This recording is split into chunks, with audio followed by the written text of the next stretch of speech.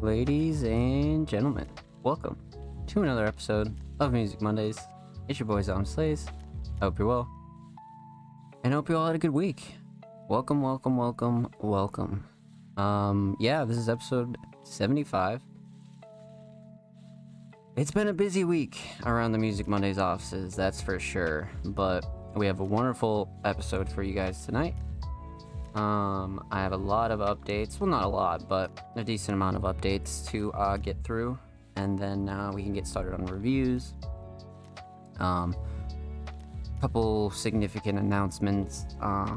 Lots of good stuff going on in the Music Mondays world. So, like I said, I hope you're all well. I hope you're all having a good Monday if you're watching on YouTube. I hope you're all having a good day. So let's just start right off with it. Episode 74 is live on our channel if you haven't seen it. It's also live on all audio platforms as well, so it's available everywhere you prefer to watch or listen to the podcast. The video version is, of course, on our channel, and all audio versions are available on all podcast stores. So if you missed last week's episode, go check that out. Go show it some love. It's a good one. Per usual, submissions open for next week's episode tomorrow. So if you're watching this on YouTube, submissions will already be open. If you're watching this live, submissions are closed because we're already live. And one huge thing, Soundcloud Sunday Volume 36 is live on our SoundCloud. That's actually such a good Soundcloud Sunday. Basically, I've just been filling that up with like latest releases, curated artists from the staff members.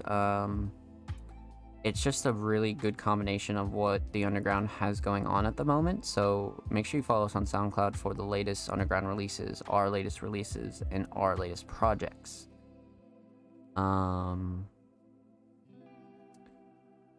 brand new article is live on allmusicmondays.com featuring Matt Rocks. You may or may not have seen Matt around the podcast. Matt's an extremely talented artist, so I had a wonderful sit down with him to really introduce him to the community, the Music Mondays community, and really shed some spotlight on what Matt has going on in their own life and their career and things like that. So if you haven't seen that, make sure you go check it out. Go give it a read. Go show Matt Rocks some love. That's definitely one of my personal favorites of this year. Really, all of 2022, I haven't put out like an iffy article. You know what I mean? Like I've been doing relatively well in that scope of things. So it's really nice to see. But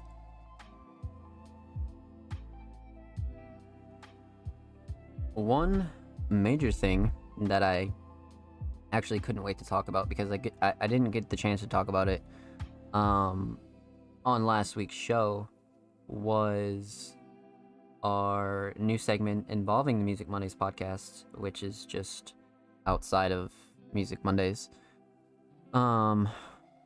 Feature Friday. If you haven't seen it, make sure you're following us on socials. But if you haven't seen it, it's our new segment in collaboration with this podcast, the Music Mondays podcast. Basically Feature Fridays, where we'll be going one-on-one with artists, creatives, basically independent artists, and really dive deep into their careers, what they have going on. Really just separate our interview segments from the regular podcast, because the regular podcast we talk about, you know, all sorts of subjects. We talk about pretty much everything here, but we also have reviews on this show. So Feature Friday is a separate segment to just really isolate our interviews and really give you guys the best interview content possible. So we'll be doing one Feature Friday per month, and they'll also be live here on Twitch and released on our YouTube channel, as well as all audio platforms. So in addition to the Music Mondays podcast, we'll be doing one Feature Friday a month, and this month we have our first episode, our inaugural episode, live now on our YouTube channel with none other than Lord Heretic. We sat down for roughly 2 hours discussing Heretic's early roots, underground music, and Still I Wept, his latest release. So many topics got covered in that really, really good show. So if you haven't seen the first episode of Feature Friday, go check that out. That'll be coming once a month, and then every once in a while after that, we'll maybe fit more than one, but for now the standard will be once a month. So make sure you look out for a new Feature Friday every month. July, of course, we'll have a brand new Feature Friday. We have another segment coming. This week we'll be announcing another segment in addition to Feature Friday. So we'll have the Music Mondays podcast, we'll have Feature Friday, and our third segment, which I'm not going to reveal quite yet, but it's coming along really nicely, and it's a little bit different than interviews and a little bit different than the regular podcast. So basically, we're just giving you guys a whole bunch of content that really is spread out, and we're usually used to like packing everything into like one podcast episode, but this way we'll be able to serve you interviews, other segments, without including them in the podcast. So stay tuned on that. Make sure you look out for that, and most definitely follow us on all socials for steady updates on Feature Friday and any new segments involving the Music Mondays podcast. Yo, Mark, what's good, homie? I hope you're well. Welcome. But yeah, definitely go check out episode 1 and be on the lookout for episode 2. We're going to be cranking out Feature Fridays and a whole lot of stuff out like hotcakes. So yeah, be on the lookout. Follow us on socials at All Music Mondays. Bottom left of your screen, bottom right of your screen. Check us out. Slight maintenance updates for the Music Mondays website as well. All articles are updated, all links are updated, the podcast section is updated. Just go check that out. Full playlist links, everything's available on our website in one place. So if you're looking for any type of Music Mondays content, definitely go check that out. Mostly doing maintenance updates once a week on the website. So if you're ever wondering, oh shit, my content is not on the homepage or anything like that, once a week we do updates on the website, and usually on the days that we do drop articles, of course. So that way when things do go live on the website, everything is front and center. So allmusicmondays.com, go visit, go check it out, go browse around. We racked up a decent amount of content on allmusicmondays.com, man. So definitely go spend some time over there. Recruiting for Music Mondays. We'll be dropping a new flyer this week as well, made by our staff designer Aster. We'll be looking for our usual intern positions, designers, curators, writers, underground enthusiasts, anybody who feels like that they really deserve a shot and really want to build their resume, build Music Mondays, build themselves. Be on the lookout, because that is something that is definitely getting put on the priority list for sure, and is very important. So once again, make sure you follow us on socials, and be on the lookout for that. That'll be coming probably either tomorrow or the next day. I think there was like one more thing I wanted to touch on. Oh yeah, so summer events for Music Mondays. We're drawing together a nice roadmap for the rest of the summer, and just keep tuning into the podcast, keep tuning into our socials. Stay on the lookout. A whole bunch of regular normal stuff is coming, but a whole bunch of brand new stuff is coming. So the summer of Music Mondays continues, and I appreciate all of you guys' support. Our whole staff does.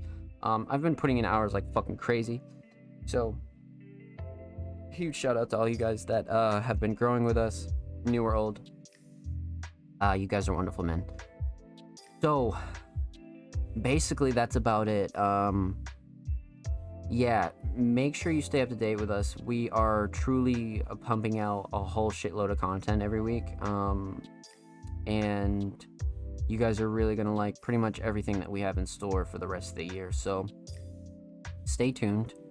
Go check out all of our latest content. And I believe we can hop right into reviews. Okay, so let me pull up our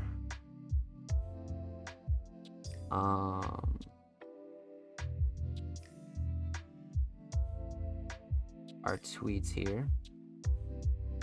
And we'll go like that. Boom. Okay.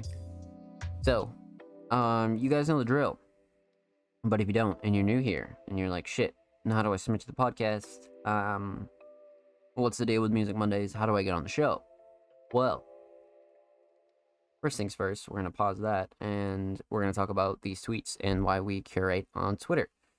First and foremost, Twitter curation not only helps grow the platform, but keeps the show free flow, prevents us from finding a bunch of links, going to Google Drives, emails, this, that, and the third. If you want to be featured on the Music Mondays podcast, all we ask is that you drop your links or portfolios on our Twitter. And these tweets will go live after the show every Tuesday. So if you're watching live, today's Monday. If you're watching on YouTube, like I said, submissions should already be live. But these tweets will always read artists and creatives. Submissions are open for live reviews on Music Mondays, live on 6/27/22, 8 p.m. Eastern Standard Time, twitch.tv/soundplays, which is here and now, today. So, if you would like to submit your music, artwork, fashion, or digital creations, drop your links and portfolios below. All art forms are welcome. So, like I always say, contrary to our name, Music Mondays not only reviews music, but we review instrumentals, raw instruments, live instruments, artwork, digital artwork, fashion, merchandise, clothing, music videos, short edits, short films, literally everything and anything that has an underground creative space for it. We've reviewed, we have had on the show, and we've featured on the show. So feel free to drop any portfolio, not just music, but as always, we first and foremost will always welcome music. So, our only other precursor to our guidelines, all that we ask is that you're following All Music Mondays on Twitter to be eligible. Because of course we like to pay respect to everybody that does look forward to the show every week, that does submit every week, and that does support Music Mondays on Twitter. So that's all that we ask is that you help grow the platform and follow us on Twitter. And that's about it, man. Like I said, if you're looking for a more comprehensive guide, there is one available on our YouTube channel with pretty much all the information I just outlined for you. You can definitely go check that out at the link in our bio, link in description, or on our channel if you're watching on YouTube, if you need more further explanation. And Cole, what's good, homie? I hope you're well. Welcome, welcome, welcome, welcome. Happy Monday. I hope you're Gucci. So, looks like 1, 2, 3, 4, 5, 6, 7. Contingency we've already reviewed. 8, 9, 10, 11. Quad Records. Quad Records does not follow All Music Mondays. So you guys know the drill there. Of course, Quad Records, feel free to drop us a follow, and we will review your submission next week. Yeah, that's pretty much it. So we can hop right into this. And of course, first, and Absolno has literally been like first for like like probably the last like 4 episodes. Like Absolno is fucking on it. Like literally on it. And I gotta tip it, man. I gotta fucking tip it. But if you don't know, Absono is quite the talented producer when it comes to the Music Mondays community and the underground community. Absono is truly one of those producers that really embodies what it means to be a producer. Has a platform of their own, releases music on their own, and really just treats himself like an artist.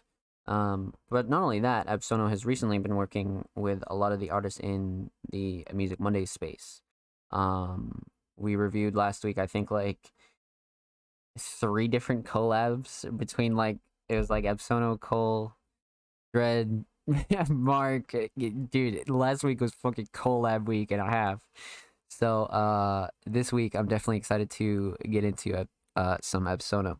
So let's check this out. This week Absono submitted a track titled Tip of the Spear, which tip of the spear, Jesus, could quite literally mean tip of the spear, but like it also reminds me of like dude, there's so many terms that there are phrases that use like tip of the spear, but it's also tag drill. I'm kind of interested in this. But without further ado, tip of the spear, Absono.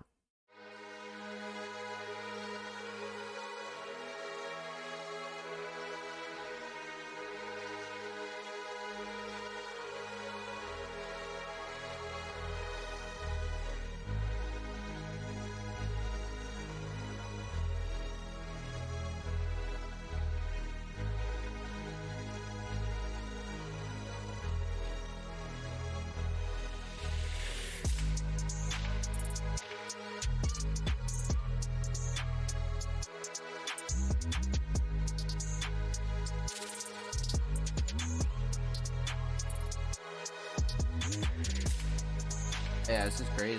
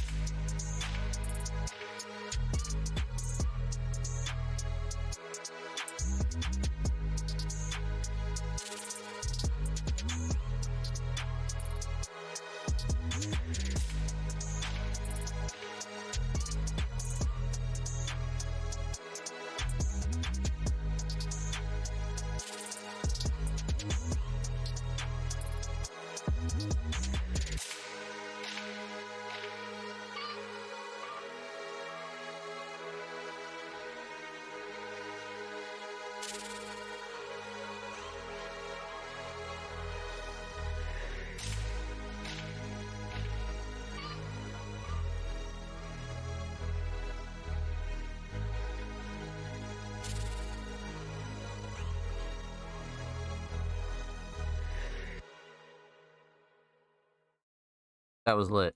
That was very, very, very, very lit. The thing I like also about like starting off the show with Absono is like it's always such a chill experience. Such a chill experience. Okay, you guys know the drill. No vocals here, so we're gonna talk about two things. We're gonna talk about the instrumental. I'll talk about the overall theme of Tip of the Spear. So, um, man, right off the bat, this mix is super crisp. Um, not so out of character for Absono. You can always expect whatever it is to have a super crisp and clean mix for sure. Um Mel's great, drums knock, sound selection is very, very nice. Everything's solid as far as the mix goes. Um like I said, sound selection is great. I love the fact that not everything is overcrowded here. Sometimes when people go with like, a drill kind of style, they approach it with like sort of like an erratic mind and they do like too much. And I felt like this was just right. I felt like there was enough going on here instrumentally to like hold as an instrumental, but you could easily see anybody from any drill scene able to hop on this for sure. Structure is another thing I noticed here that was really good. It kept up the pace, but there was enough breaks in here to where you were like, you could be reminded that it was a drill beat. You know what I mean? Structure was very key here, especially in, I guess, in any drill beat, but in this instrumental in question, structure was nice. Now, I'd really have to say the shining star for me sort of has to do with the theme a little bit, and it definitely felt like a very um like homemade kind of like cook up drill beat, right? Like I feel like this isn't like a type beat drill beat, because lately I've been listening to all types of drill. I've been listening to New York drill, I've been listening to Chicago drill since I was like fucking 12, and as of recently UK drill. And like this isn't really like the kind of beat where you could like pin it on somebody, right? At least in my opinion, like yeah, you could like force it. You could really force any beat on anybody, but as far as one of those beats that's like, oh yeah, that's a type beat, nah, no way. I feel like this is a very like organic cook up for Epsono, which makes me like it even more. So, definitely a shining star for me when it comes to originality, 100%. Um, but let's talk a little bit about the theme here. Of course, no aesthetic theme. We have a private track, so exclusive Music Mondays unreleased premiere. But on top of that, I always tip Absono when it comes to the aesthetics and really staying on point when it comes to keeping a consistent theme and like doing things that Epsono also enjoys when it comes to aesthetics of his tracks. You know what I mean? So when it's a private track, you'll usually find a black image as a placeholder for a future release. But like I said, the theme definitely, it like if you had to give this a feeling, it definitely felt like more New York-ish than anything. Um, because sometimes Chicago and UK drill, they can vary, you know what I mean? Instrumentally and of course vocally.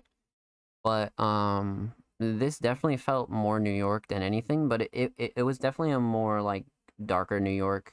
Maybe even like see like you could even like think of the UK because of the sample too. You know what I mean? Like I feel like the sample is like so well utilized and I don't know. I don't know.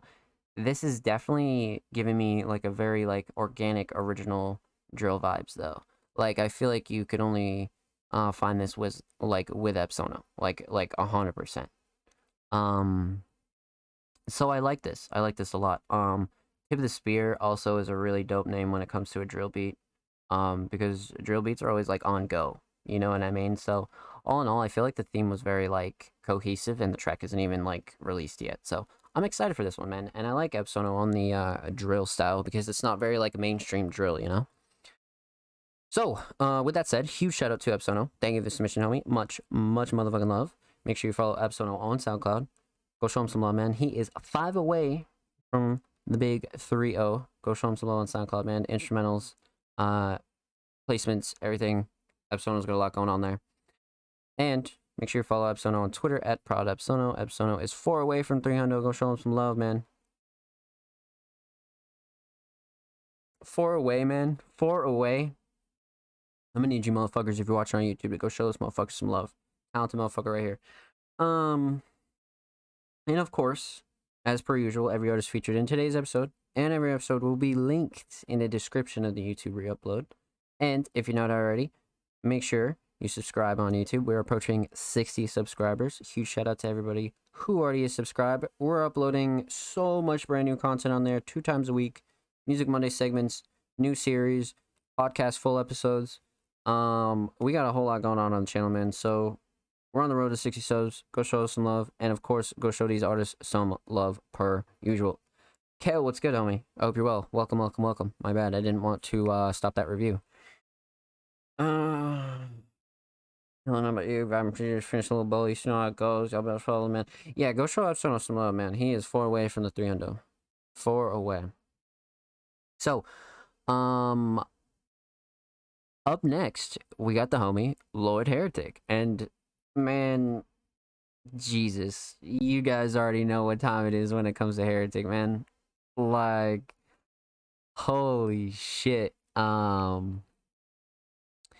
Yeah, Heretic, without a doubt, is the leading scorer when it comes to, heavier music and really sort of a more of an original, heavier vibe. Heretic is an extremely special artist when it comes to this. There aren't any artists in the Music Mondays community, and definitely no artists on my radar that are doing it like Heretic. So, this week, Heretic submitted a track titled Golgotha, featuring Scarface. And we've actually, I think we've reviewed Scarface here on the show one time, like a long time ago. Like it had to have been not like a long time ago, but 10 episodes ago is also 10 weeks. You know what I mean? So it's like, it's not that long, but it's like, because like you say 10 episodes, it's like, oh yeah, okay. But like, you know, 10 weeks, you're like, damn. So it's been a minute since we've played some Scarface here on the show. So I am definitely excited to get into this one. And of course, per usual, we have definitely discussed the And Still I Wept visual art. Huge shout out to Trash Art, man. We'll talk about that a little bit towards the end, but let's get into this. Golgotha, featuring Scarface. Prod Aesthetic Gloom, Lord Heretic.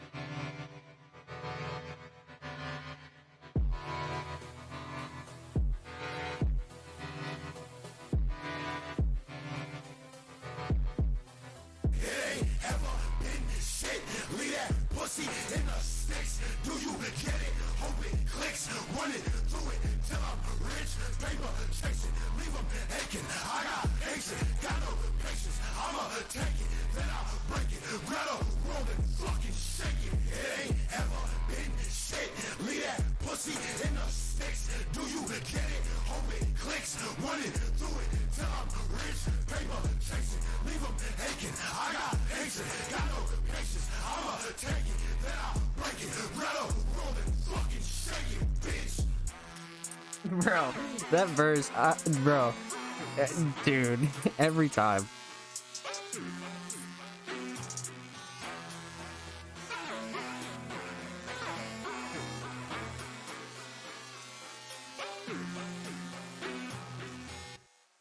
Bro. So, of course, as many of you know, me and Heretic have been working more closely together, and I've been really rolling out a lot of wonderful things with Heretic. And if you haven't seen Feature Friday with us, go check that out because you can learn a whole lot about Heretic.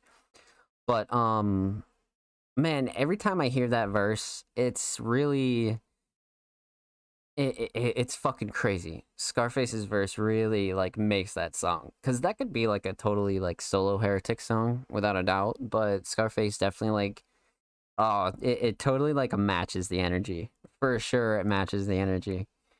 Okay, so you guys know the drill. We're talking about three things here. We're gonna talk about the instrumental. We're gonna talk about vocals. We're gonna talk about the overall theme of Golgotha. So let me sip this motherfucking water before before I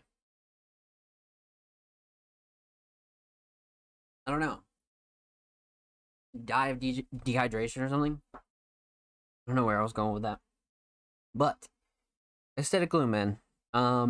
We've heard a ton of not only aesthetic gloom, but aesthetic gloom and Lord Heretic, and that's really like you know, this is like quite the duo when it comes to harder beats and an artist that really fits aesthetic gloom's style.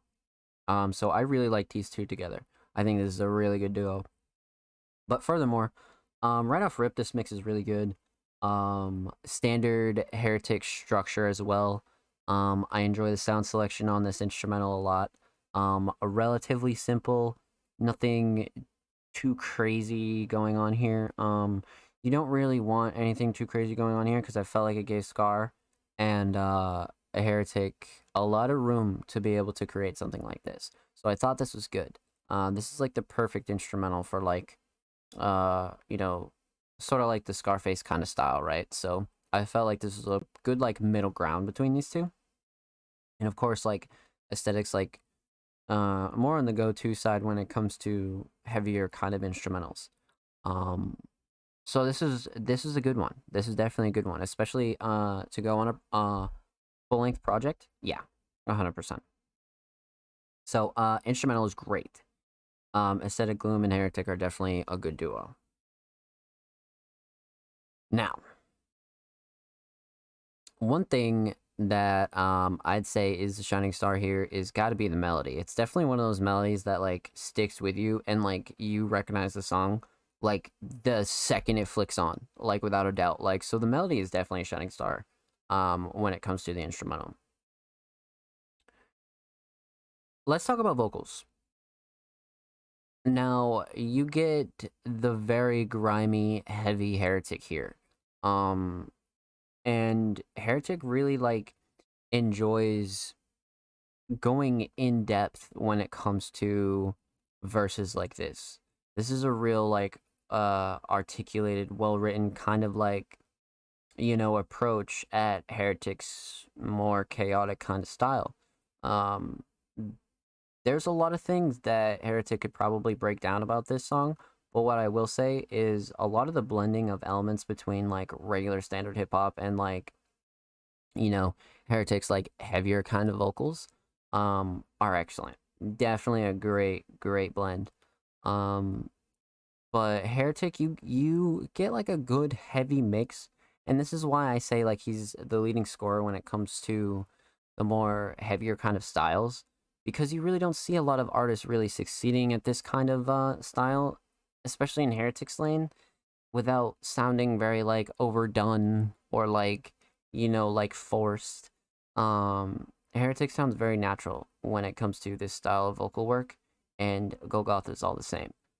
Definitely showcased that real good blend of like heavy vocal style but like a lot of like hip hop flows and cadences for sure. Scarface on the other hand, the feature rule of thumb is to always like you don't want them like coming through on your track and really like, trying to match what you're doing. More so you want them to like do what they're gonna do and like have them be, uh their addition to the track rather than like them like adding to what you did. But here I feel like Scar perfectly like brought his own bag, but like added on to what Heretic was going on like Heretic really like laid a really good foundation for Scar to like follow up, but also like bring in some new elements and like really like lay down some even more grimier lyrics or like double down on some more like harder emphasis and it, it's excellent. It's excellent. I like these two on on a track together for sure. Especially when it comes to an aesthetic gloom instrumental. I feel like if this was any kind of other instrumental, it might not have sounded as raw, but I like how raw this sounds. But a Scarface definitely really split the whole, what's the word, like sort of vibe and like the way he laid out his verse here, because I felt like there was some more like griminess and like more what's the word, more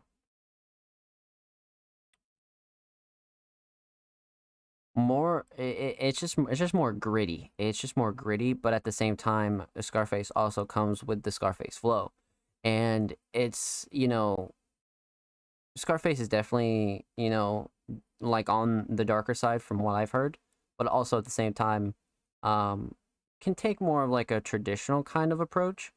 And I feel like this blend for a heavier kind of track like this was perfect, especially when you're considering a Heretic track. You know what I mean? I feel like if these two were to take this track right, and Scarface were to make it and just put it out, and Heretic were to just make it and put it out, I feel like it'd be okay, right? You'd be like, okay, yeah, cool. But like the fact that these two joined together on this, and we got to end off on some like really heavier Scar, I really feel like made this track worth it. You know what I mean? Because this could have been just like a Heretic track, right? But like Scarface coming through and really like, twisting this up is perfect. Although Heretic definitely did a wonderful job laying down their groundwork and aesthetic coming in with this melody. So all in all, instrumental is excellent. These two as a duo are excellent. Um, let's talk a little bit about the theme here. Now, aesthetically, we've talked a lot about the And Still I Wept cover. I always say that this cover definitely embodies um, pretty much the feeling of And Still I Wept, and not only the feeling you get, but I'd say the feelings that the sounds give you. I really feel like this cover is like a perfect like representation of that, without a doubt. Just grimy and dirty enough, but like it's still got that like modern kind of flush to it. And plus the color palette's great. Um, but Golgotha as a track, it really gave me the like Heretic. This is like one of those songs where like Heretic proves that like he can go and like stand toe to toe with like anybody doing anything. You know what I mean? Because Scarface sounds really good on this track with Heretic, truly. So when it comes to like um you know what kind of sound like this really is, I feel like Heretic really like nailed down the whole alternative heavier kind of sound, because it's not so heavy as to where like not everybody could get down with it, but it's just heavy enough as to where like it's like, damn, like how do you not fuck with this? You know what I mean? Like truly. And there are some tracks on this album where you're chilling, and then you're getting up, you're moving, you're driving, you're moshing, you're whatever the fuck, right? And then it'll take you back down again. And I feel like this is one of those like up there tracks, but I feel like it's done in a way where almost like these two blended in a way that was almost unintentional. um I definitely want to see more of this. I definitely want to see more of this. But this was definitely a track where it felt like Heretic was really like laying down a new path for this kind of sound, truly. So With that said, huge shout out to Lord Heretic. Thank you for submission, homie. Much, much motherfucking love. And of course, make sure you follow Lord Heretic on SoundCloud. Approaching 750. He is 6 away. Go show him some love. Lots of bangers on there. Lots of classics. Lots of everything on there, to be honest with you. And of course, make sure you follow Lord Heretic on Twitter at Lord Heretic. Approaching 140 motherfucking followers. Go show him some love, man. And of course, if you're watching on YouTube, make sure you subscribe if you haven't already. And if you have, thank you very much. We're approaching 60 subscribers. We upload twice a week. And of course, every artist featured in today's episode. And every episode will be linked in the description of the YouTube re-upload. So, go show us some love. Go show these artists some love. And like I said, if you're already subbed, thank you, thank you, thank you. So, we are on a tear, ladies and gentlemen. So, Absolno, excellent. Heretic, excellent. No Name Dread. You know, it's kind of funny. I felt like Dread was like always like at the bottom. You know what I mean? Like, I feel like the last couple of episodes, Dread was like at the very bottom. So now we get some Dread early in the motherfucking stream. This is crazy. This is actually fucking crazy. So before we even fucking play that, we're gonna pop this open a new tabaroonie. We're gonna pause that shit. Cole broke my neck. Oh, okay, this is gonna be good. This is gonna be good. Minute 56. Now, this is off of Dread's latest project. And you guys know how I feel about this project cover art, man. This art is insane. And I say it every time, the color palette's great. I love this blue. I love the black and white. It's perfect. Perfect, perfect, perfect. I've always been a huge fan of Dread's style, though. And Dread is really one of those artists that is so intriguing to me. And really is an artist of few words and really puts out a sound that I don't even think words could really do justice for anyway. So, with that said, No Name Dread. Okay, let's get into it.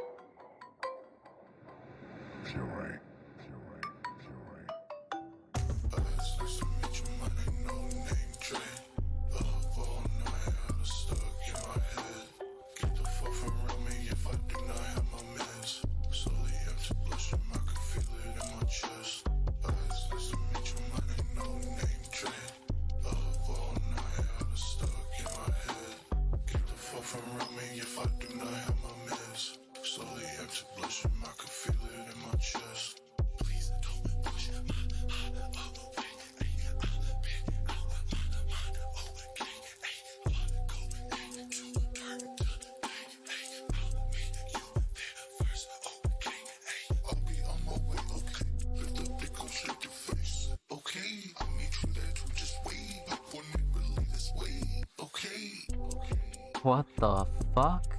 Okay. Wake up in the morning, stomach aching, nothing eating.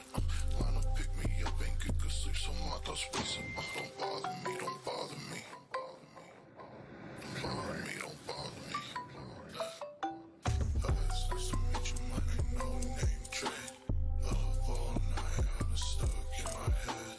Get the fuck from around me if I do not have my meds. Slowly empty blushing, I can feel it in my chest. It's nice to meet you, my name, No Name Dread. Up all night, I was stuck in my head. Get the fuck from around me if I do not have my meds. Slowly empty blushing, I can feel it in my chest.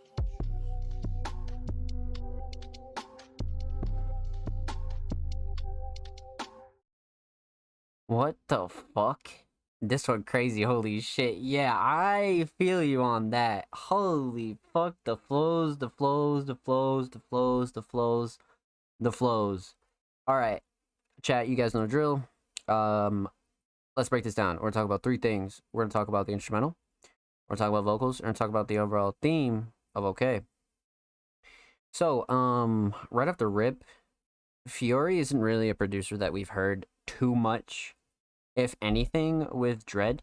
So this is interesting. Right off the rip, the melody is easily the shining star here. I feel like if there was any melody that we've heard on this project that best sounds like this looks like, man, holy shit. Uh, this is it. This melody is giving me very much like sci-fi, Planet of the Apes, 1989, kind of like super kind of underground like vibes, like very like you don't find melodies like this too much anymore, you know what I mean? Like if anything, this is like super super fucking original. I love this melody. So right off rip, melody easily shining star. Mix is great, drums are great. Sound selection's awesome. I definitely feel like I see why Dread picked this for sure. It's just Dread's style when it comes to like this very like specific Dread sound, because not a lot of artists could really pick a beat like this and put in work like Dread just put in work on this. So excellent beat choice for sure.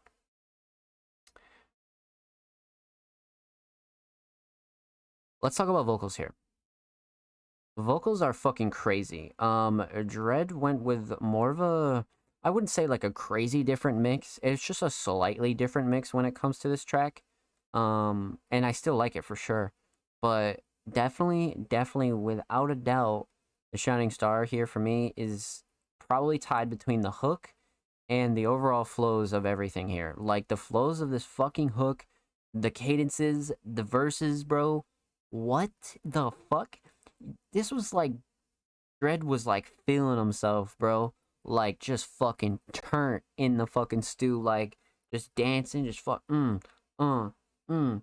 Bro, like I can see that shit, bro. Like you can hear it in the recording, like the emphasis on like the confidence, and it's crazy. Like, but like I love how it's not like a completely change in sound style. Like it's still like Dread style. It's still very like okay, like down and like very grimy and like organic, but the way that the emphasis is on the recording is so like it's just a different kind of like you could tell that he had the swag turned on in the booth on this fucking day for sure, and that's what I love about this. um and of course, like I said, the flow on this hook and just the overall cadences that you hear up and down this track is fucking excellent. Dread has never really been a lazy writer either. Dread does an excellent job when it comes to writing as well. Especially when it comes to like the more basic punchlines and then the more intricate ones. Either way, I find that Dread sneaks them in just right. So the writing was definitely on point here too. But easily shining star here for me was the hook for sure. Um, Now let's talk about the overall theme of Okay. Now we've discussed this cover much like we discussed in Still I Wept cover. Um, Dread has one of my favorite art styles of any underground artist that I've seen as of recently. Not just the Music Mondays community, of any underground artist. I have always enjoyed Dread's covers, and this is all the same. Huge fan of this color palette: the blues, the blacks, the whites, and of course, like I always say, throw the little parental advisory up in that bitch. You're good to go. But huge fan of this cover, 100%. And like I said, this melody definitely embodies this cover without a doubt, at least in my opinion. So yeah, I fuck with this cover like even more now. Now, okay, was like why the underground is special to me, right? Because this sounds like it doesn't sound mainstream, but like this sounds like an underground artist version of like mainstream, right? Because like a label, they'd be like, "Oh, okay, this is all right," or this and that and the third. But this is so like this is so fucking raw, bro. Like you're not finding this anywhere else. Like you are not finding this anywhere else, and it's done so well. Like you can tell Dred's feeling himself, and like really like it brings back that like feeling that proves that like underground artists can really like still do this shit. You know what I mean? And like not be weird and not have to be like people think you need so much shit from money to you know viral videos and this and that and this and that and this and that, bro. When you have like a zone in on your skill like Dread does, and you do some shit like this, and you pop out with this like sort of organic feel, but like you're still like, you can just tell that Dread was feeling himself. And like this brings like, I need more of this around. Not like this specific style, but the ceiling here for the skill and like the potential is limitless. There is no ceiling when it comes to the underground, and that's what I love. Is like, you hit a ceiling when it comes to, the radio or other artists or this or that, anybody else, because they're always looking to us for inspiration. Where the fuck do you think they get inspired by? Shit like this. Shit like this. And I'm fucking spitting. And if you don't think I'm spitting right now, you're fucking lying to yourself. This is crazy. This is fucking crazy. Dread, don't listen to no motherfucker out there. Don't listen to not even yourself. Don't listen to nobody. Keep doing your thing. Keep making tracks. And with that said, huge shout out to No Name Dread. Much love, my friend.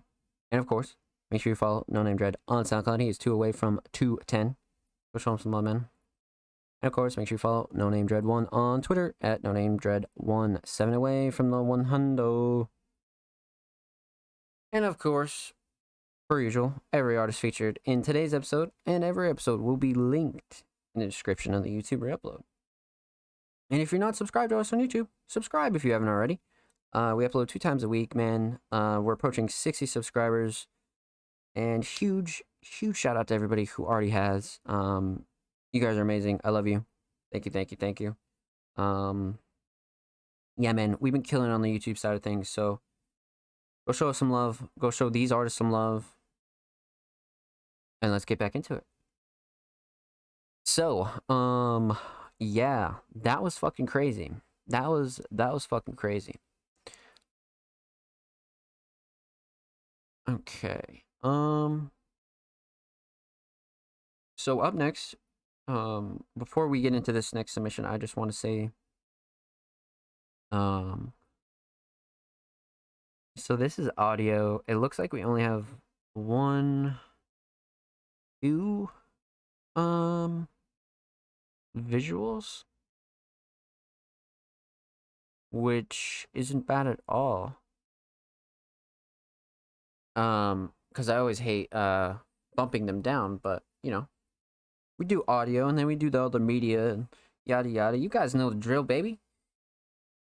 So up next, like I said, we got the homie Lil Wet Jet, and Lil Wet Jet is actually a alternative artist account for King Mark, and Wet Jet submitted a track titled Moving Energies, and the caption reads, Wet Jet the only one to do it on a PS2, shawty. No, and like that's one thing that you can actually go read in the interview with me and King Mark. Mark used to make beats and instrumentals on a fucking what the fuck was the shit called, Mark? There was some bullshit that Mark used to use, and he made instrumentals on there. And this is gonna be hilarious. This is gonna be funny. But of course, a huge shout out to King Mark, and of course Lil Wet Jet. Mark's been putting in an insane amount of work as far as content goes, releasing tracks, everything. Mark has been going really crazy this year. So I'm excited to get into this, man, because we've had insane visuals from Mark. We've had insane tracks.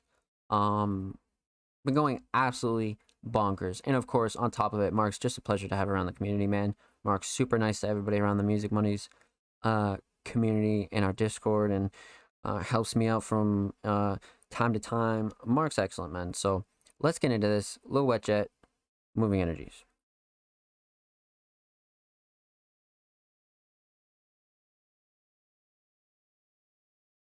Bloodcat Forever, what's good, baby? I hope you're well. Lil Wet Jet needs to change his name, so you can get my breakup. It'll be in the description of the song. This track insane, can't confirm. The Wet Jet persona is amazing, though. Sag. EJ Club World, okay, yes, thank you. I see, because I couldn't think of it, and I wasn't going to start spitting out bullshit, So I'm glad I waited. Right off rip, this cover's fucking crazy. This is obviously the program behind, but this is perfect. This is perfect. And of course, you got the staple wet jet profile picture or avatar, I should say. EJ Club World, EJ Club World. This is great. This is great. Okay, I don't even. Oh man, 2 minutes 11 seconds. Solo wet jet. Moving energies. Let's get into it. Ah!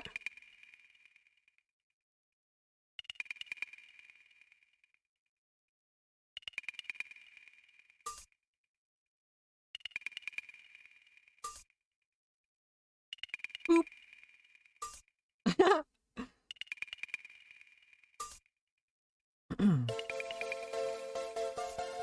Oh shit.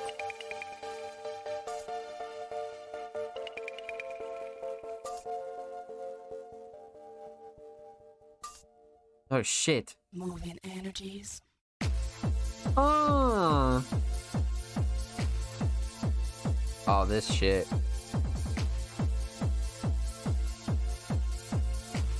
Hmm.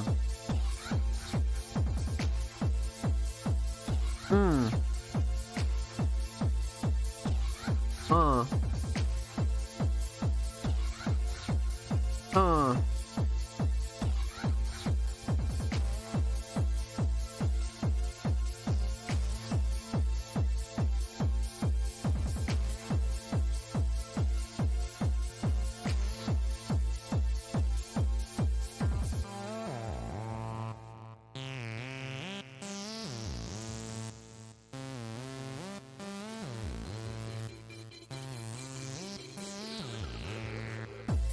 Uh.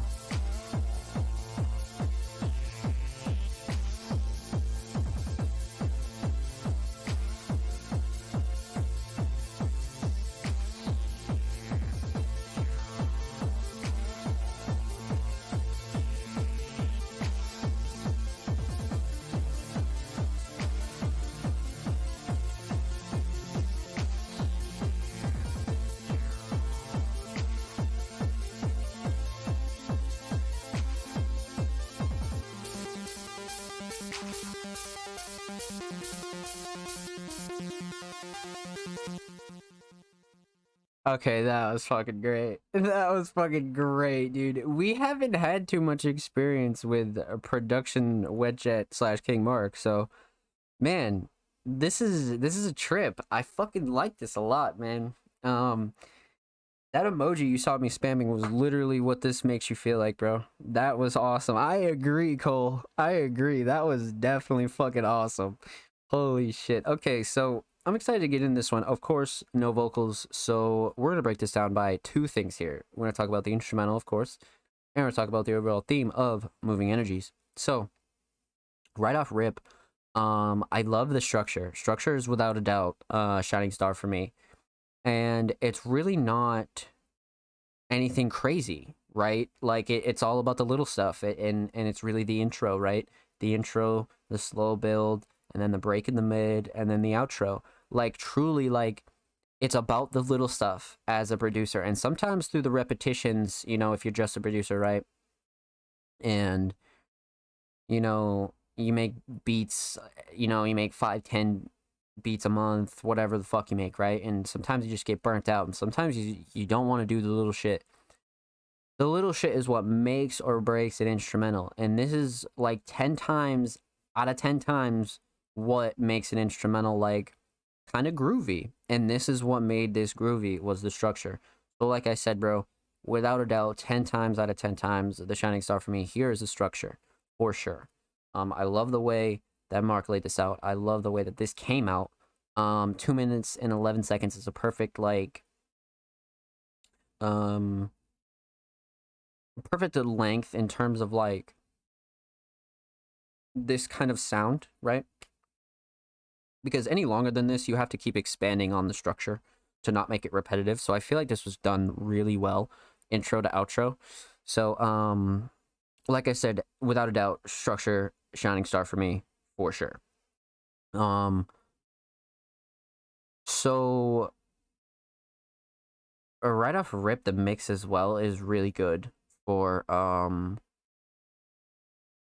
instrumental that is really like sometimes hard to nail down. You know, this is sort of like an alternative kind of pop kind of, you know, it's like it's teetering between a couple different styles, but at the end of the day, like sometimes a mix like this can be hard to nail down, and I feel like this was nailed down perfectly.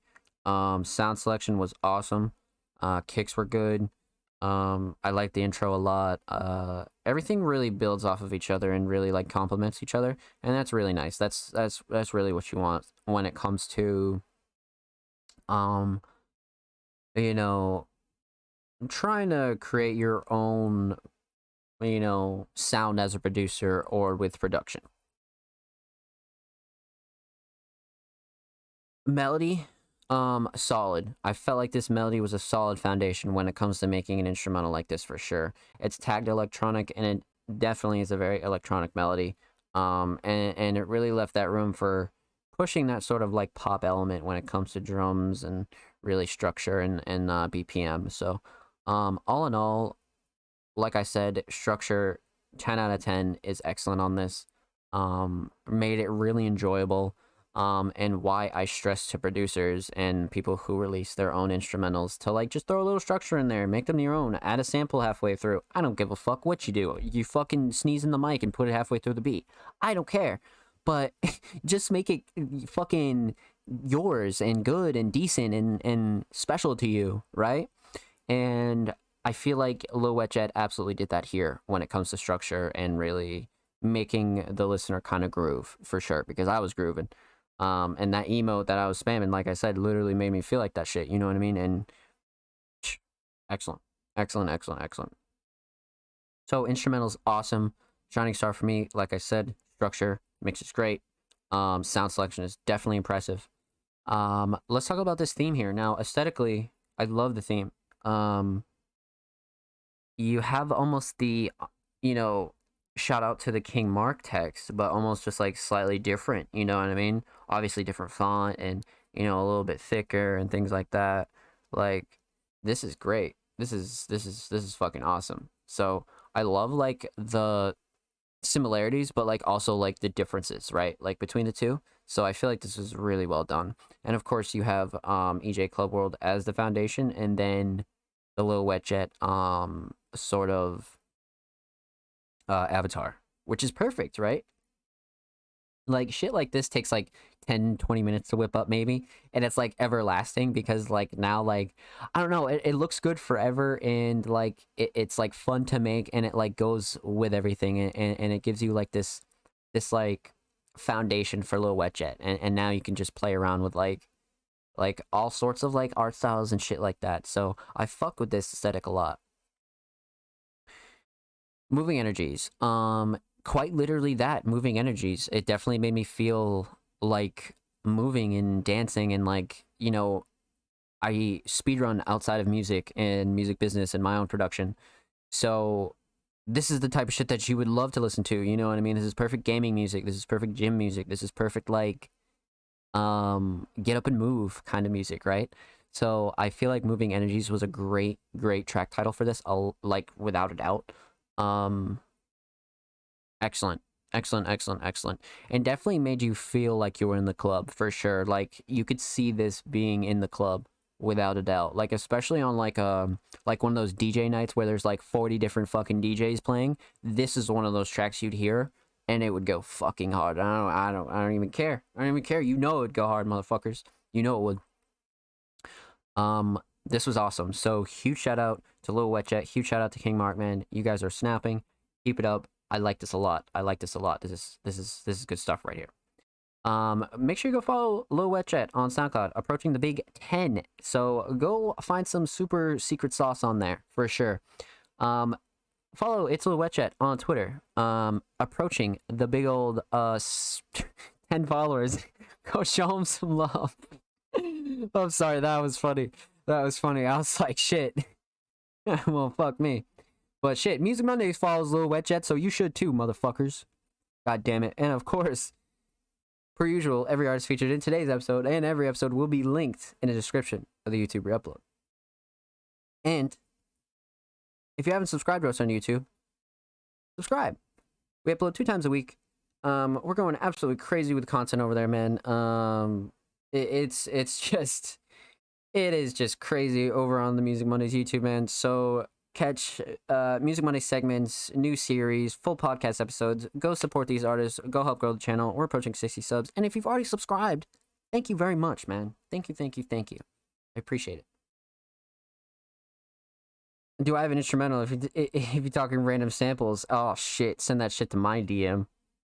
Wet Jet is like super real and arc. Double 10, shorty. Cause I'm stumbling. Yeah, dude, I saw that. I was like, what the fuck? Yeah, but yes, check the description, motherfuckers. Everybody's gonna be in there. Okay, I have to take a leak desperately. So, without compromising any submissions, we'll just take our break now, and then we'll go through everybody else when we get back.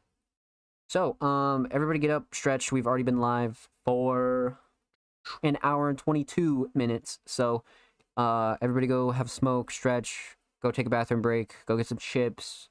I'm gonna go take a leak. I'll be right back. Like I said, stretch. Huge shout out to anybody who came through, is still chilling. Anybody else who submitted, I appreciate it, man. Thank you. So, without further ado, I will be back in 3 minutes.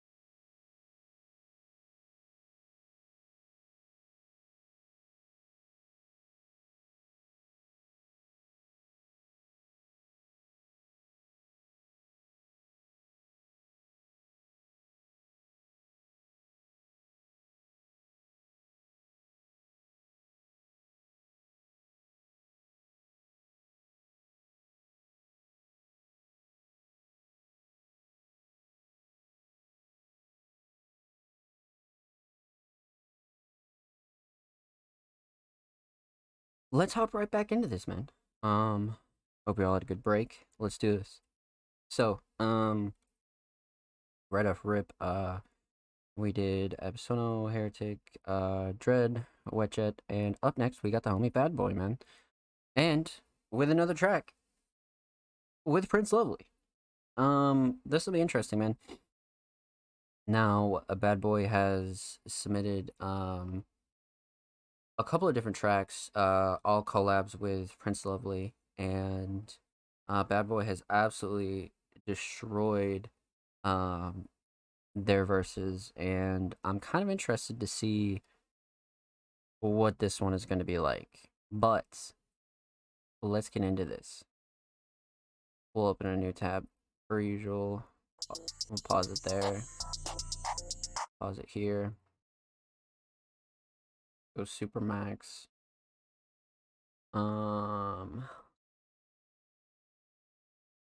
27th. So wow, a month to the day. Prince Lovely Transmit featuring Bad Boy.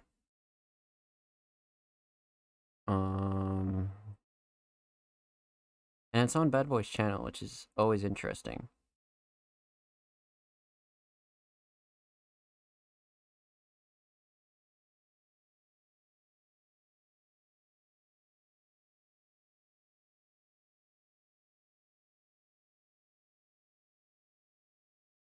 Huh. Alright, bet. Bet.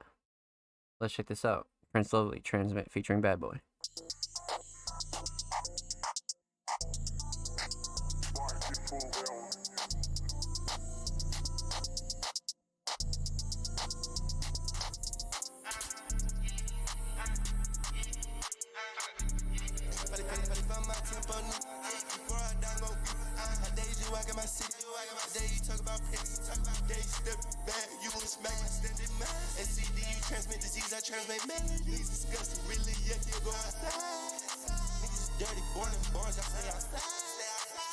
Don't be selling dreams, I ain't finna tell you what you wanna hear. If I'm on a zine, I calculated it. Yeah. If you follow your dreams, you probably making it. Yeah. I got money stacking up and saving it. Yeah. You ain't gotta hype me up, no faking it.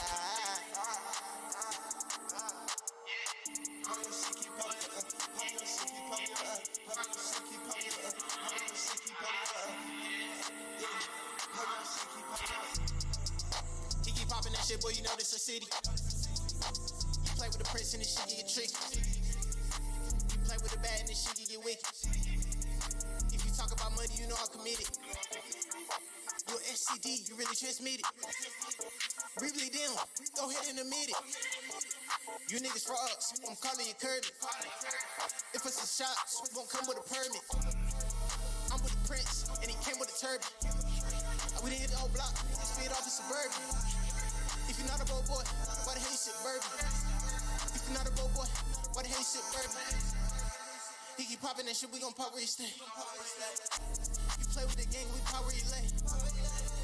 He keep popping that shit, boy, you know that's a city. You play with the prince and this shit get tricky. You play with the bad and this shit get wicked. If you talk about money, you know I'm committed. You're SCD, you really transmitted. Really them, go ahead and admit it. You biting this hand, better count your days. I'm with the prince, we in the stew making plays. He ain't popping the shit, we gon' pop where he's laid. Who ain't on, better find something safe. I'm with the gang, we go K for K. We don't fuck with these niggas, KKK. I keep the chop, we gon' shoot where you lay.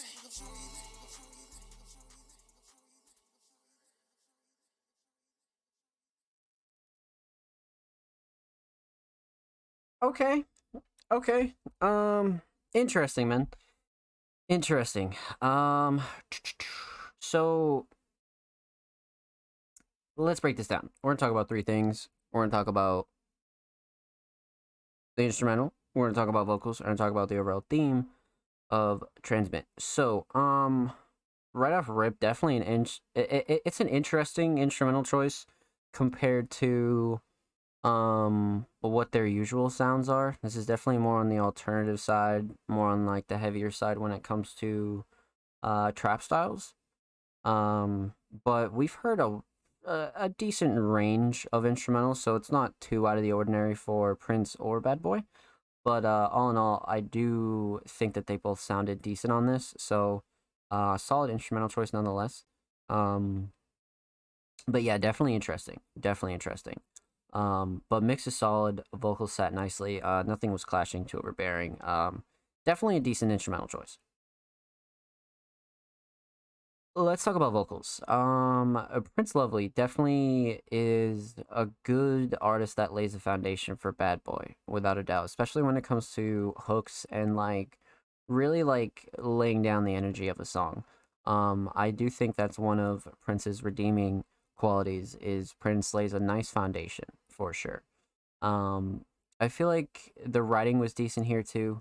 Um, Prince definitely, you know, can have ups and downs when it comes to that lazier kind of vocal style. But I feel like Transmit was definitely on the more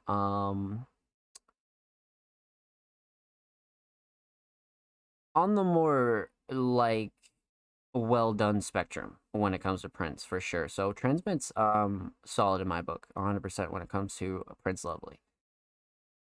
Um let's talk about Bad Boy here.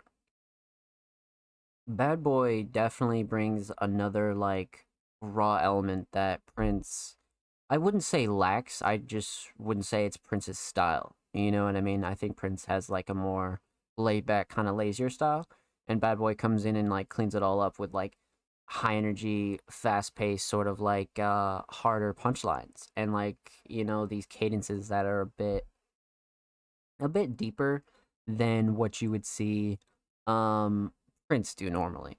So I feel like they do really well together as a duo. This track Transmit definitely shows that, especially when it comes to letting each of them really attack the beat in their own way. But all in all, I feel like they both worked really well on this. I feel like Bad Boy's writing was a really good redeeming quality for this track. The Shining Star definitely is the Bad Boy verse. Prince definitely laid a really, really good foundation, without a doubt, especially when it comes to the type of energy that they were on in this track. Now, let's talk about the theme here. Now, aesthetically, the cover's crazy as fuck. Whoever did this art really fucking snapped. Um, I find that Prince and Bad Boy have really, really like good classic like modern trap kind of art, right? Like they have this like grimy kind of art style, except it's like almost modernized in a way.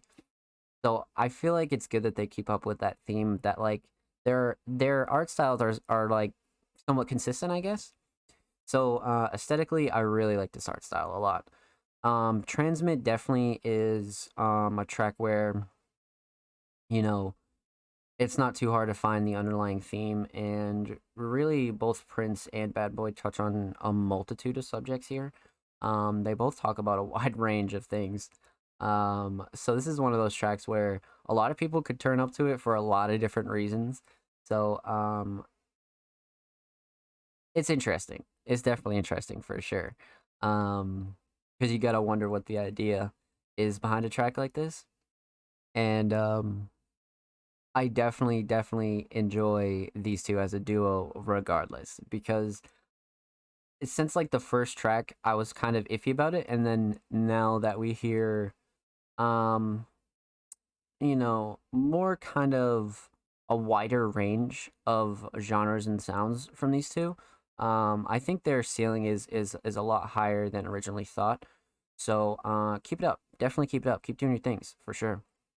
But huge shout out to Bad Boy. Thank you for the submission, homie. Much fucking love. Um, Make sure you follow Bad Boy on Twitter and go sub to Bad Boy on YouTube. Bad Boy is approaching 210 stubberoonies. And make sure you follow Bad Boy on Twitter. Bad Boy is approaching 70 motherfucking followers.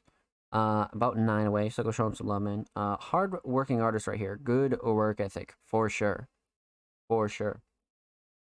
And of course, per usual, every artist featured in today's episode will be linked in the description of the YouTube re-upload. And of course, you're not already subscribed to us on YouTube, we are approaching 60 subscribers. We literally upload 2 times a week, new series, full podcast episodes, Music Monday segments, a whole slew of content is on our channel. Go check it out if you haven't already. And huge shout out to everybody who already has, man. Thank you, thank you, thank you. And make sure you go show love to these artists. Every artist featured in today's episode and every episode will be linked in the description of the YouTube re-upload. Let's continue. So, yeah, we're cruising right along. Absono Heretic, Dread Wetjet, Bad Boy, Offspring Mysterious, we'll wrap back around to, because I'm sure that's media. Money Green Music. Now, we haven't gotten a submission from Money Green Music in a bit, but when we did, it was Contingency. We have reviewed Contingency on the podcast. So we'll scratch that submission, but they did submit Wine on Me. Now, Money Green Music is a collective of artists that have been submitting to the Music Mondays podcast on and off for quite some time now, and we featured a lot of their tracks here. And they have this like raw, wonderful, like original hip hop style that it's not easily replicated, because if you try to replicate it, like sometimes you just sound fucking stupid. But Money Green Music does not, and they submitted Wine on Me, which is a remix, and it's from the homie Melman, who is a member of Money Green Music. So let's check this out. Wine on Me remix. Cover is actually crazy. What the fuck?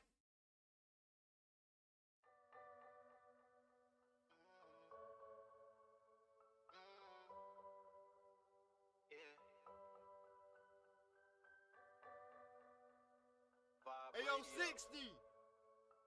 Toby, play me something. Baby, won't you whine on me? Baby, won't you whine on me? Slow it down, baby, grind on me. Take your time on me. Baby, won't you whine on me? Baby, won't you whine on me? Slow it down, baby, grind on me. Take your time on me. Listen, I know what you want and what your body's been missing. Let's switch positions. You know I can fix this. Your body over there shaking and it's trembling. You can't stop this feeling. Baby, won't you?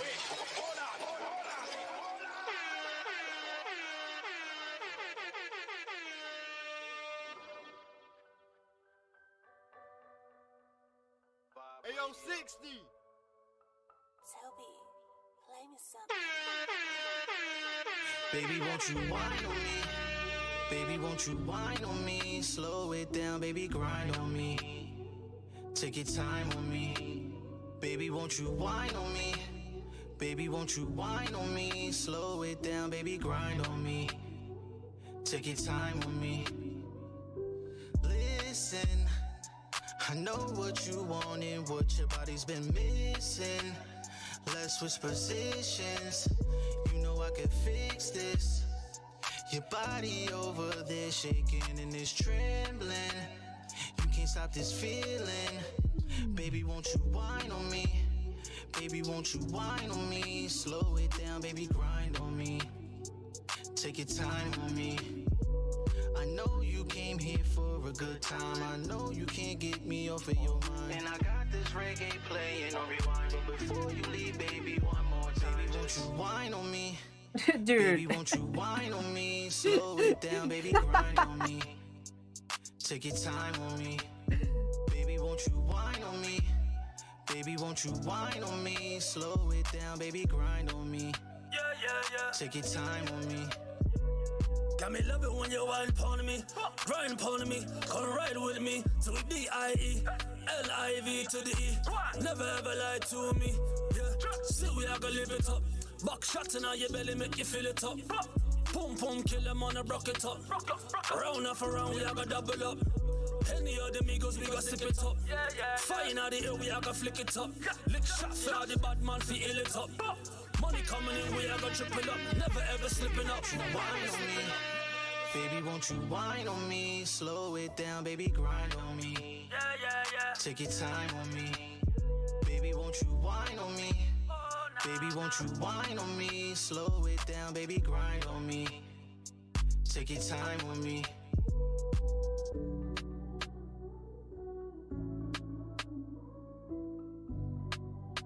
Bro, those horns got me, bro. Those horns, man. What the fuck?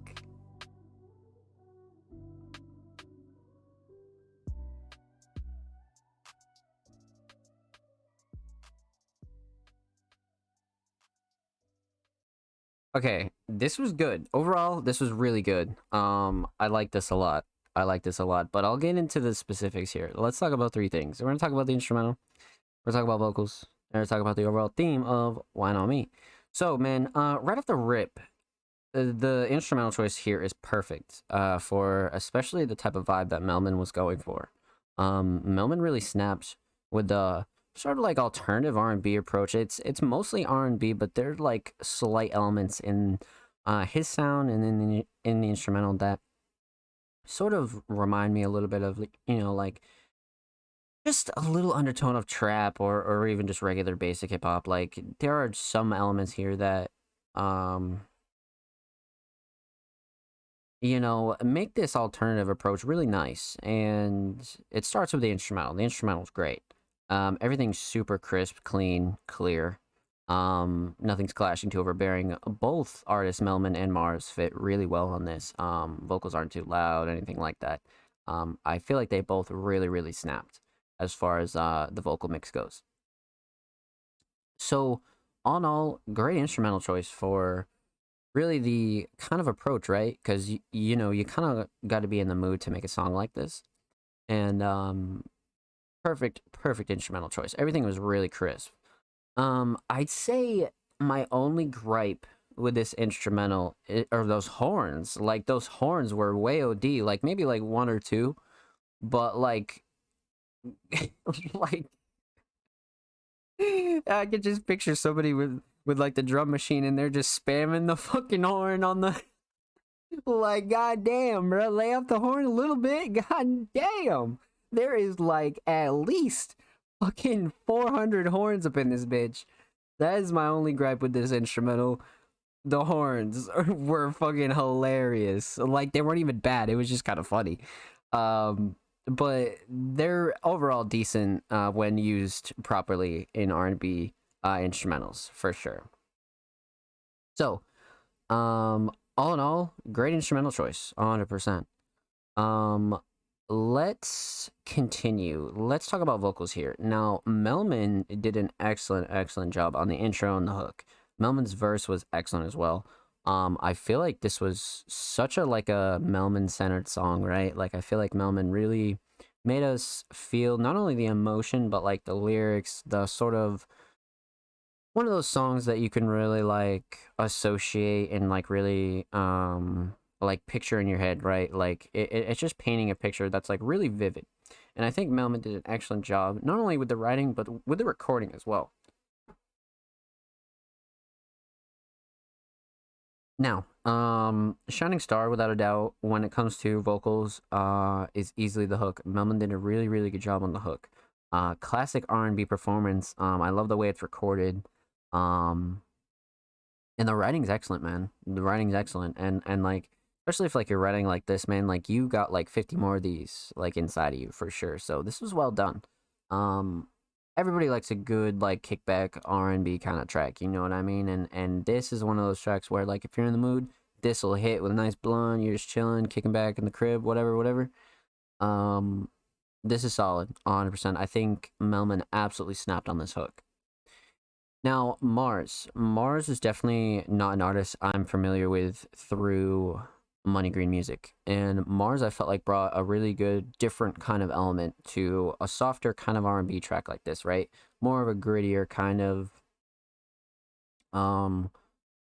vocal performance and more of like a grittier kind of writing style, and really like, you know, really offset the balance of the whole track. And I felt like that was a good thing, because sometimes, you know, if like there's so many really good examples of this where, you know, R&B artist has a song, right? Or, you know, artist makes an R&B track and then they get another artist on it, but they're not necessarily an R&B artist, or they're not necessarily like a softer writer or whatever, but they come in and make the track more balanced or really throw off the balance because it's reminding you that this track can be something else while still being like an R&B song. And that's really sick. I think features that's like really what I mean by like features adding to songs. This is like a perfect example of that, because without Mars, this would have just been like a fucking just a regular R&B song, and that's fine. That's absolutely fine. But the fact that Mars came in and was able to add some new sounds, some new vocals, some new kind of like writing styles, I felt like this was excellent. Mars's flows and cadences were good too. Ad libs were nice. I feel like Mars's vocal mix was a bit too raw. But that's not something that can be fixed with time. You know what I mean? That's no problem. Everybody likes their mix a certain way. But all in all, I feel like Mars was a really, really good addition to the track "Wine on Me," without a doubt. Now let's talk about the overall theme here. Aesthetically, excellent, excellent, excellent, excellent. You have like this concept of like this alcohol bottle, and then like you have all the credits, and then like Money Green and Melman, and I feel like this is perfect for like this kind of like alternative R&B kind of vibe. So aesthetically, this is excellent. Now Wine on Me obviously is I wouldn't say it's like a love song. I guess you could call it a love song. It's more of like a lust kind of song, and it's more like more of a dance song as well. You know what I mean? Because I feel like love song is like broad, but I love the term "Wine on Me" and like how Melman was able to play off of that and just play with the words, you know, a little bit, you know what I mean? And like you could tell that Melman was like coming from a like a rap background, so like "Wine on Me" was like really easy for Melman to work with and really wordplay from. So I like this theme a lot, man. 100%. This is when artists, I wouldn't say like go out of their element, but like really do like some different shit that they don't do all the time. And this is the result, man. And Mars was just like the perfect sort of addition to this, because Mars was able to throw a different spin on this kind of softer kind of track. And I fuck with this a lot. Absolutely. So, huge shout out to Melman. Huge shout out to Mars. Huge shout out to Money Green Music. Thank you for the submission. Much motherfucking love. Make sure you follow Money Green Music on Twitter. They are approaching 1.3K. Go show them some love, man. And of course, every artist featured in today's episode and every episode will be linked in the description of the YouTube re-upload. And of course, subscribe to us if you haven't already. We are approaching 60 subscribers on YouTube. We upload 2 times a week. Full podcast episodes, segments, Music Mondays, exclusive songs, all sorts of content 2 times a week. And if you're already subbed, thank you, thank you, thank you. So, like I said, Contingency we already reviewed, so that's why we skipped it. This is a music video from Bloodcat, which means we will wrap back around to it. Okay, so up next we got the homie Matt Rocks, and if you were here at the beginning of the stream, you also know that me and Matt also just released our interview that's live on allmusicmondays.com. Make sure you go check that out. It's a wonderful introduction to not only Matt Rocks, but to, you know, Matt's sounds, Matt's future, Matt's early roots. There's a whole lot of goodies in there on the Matt Rocks Music Mondays interview. So go check that out. Go show Matt some love, man.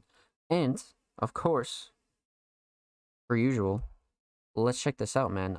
Matt's one of those artists where you just know that there's like if Matt just keeps doing their thing and really doesn't change for anybody, Matt's gonna get exactly where Matt wants to be, without a doubt. So this week they submitted a track titled "By My Side," like I said. This is interesting. I think this is, yeah, no. This is definitely 3 months ago. Yeah. This is gonna be interesting. This is gonna be interesting for sure. And it's tagged hyperpop, alternative rock, emo rap, pop rap. Okay, bet. A minute 32 as well. The art's fire, but Matt's art's always fire for sure. Interested. Okay, let's get into it. Matt Rocks by my side.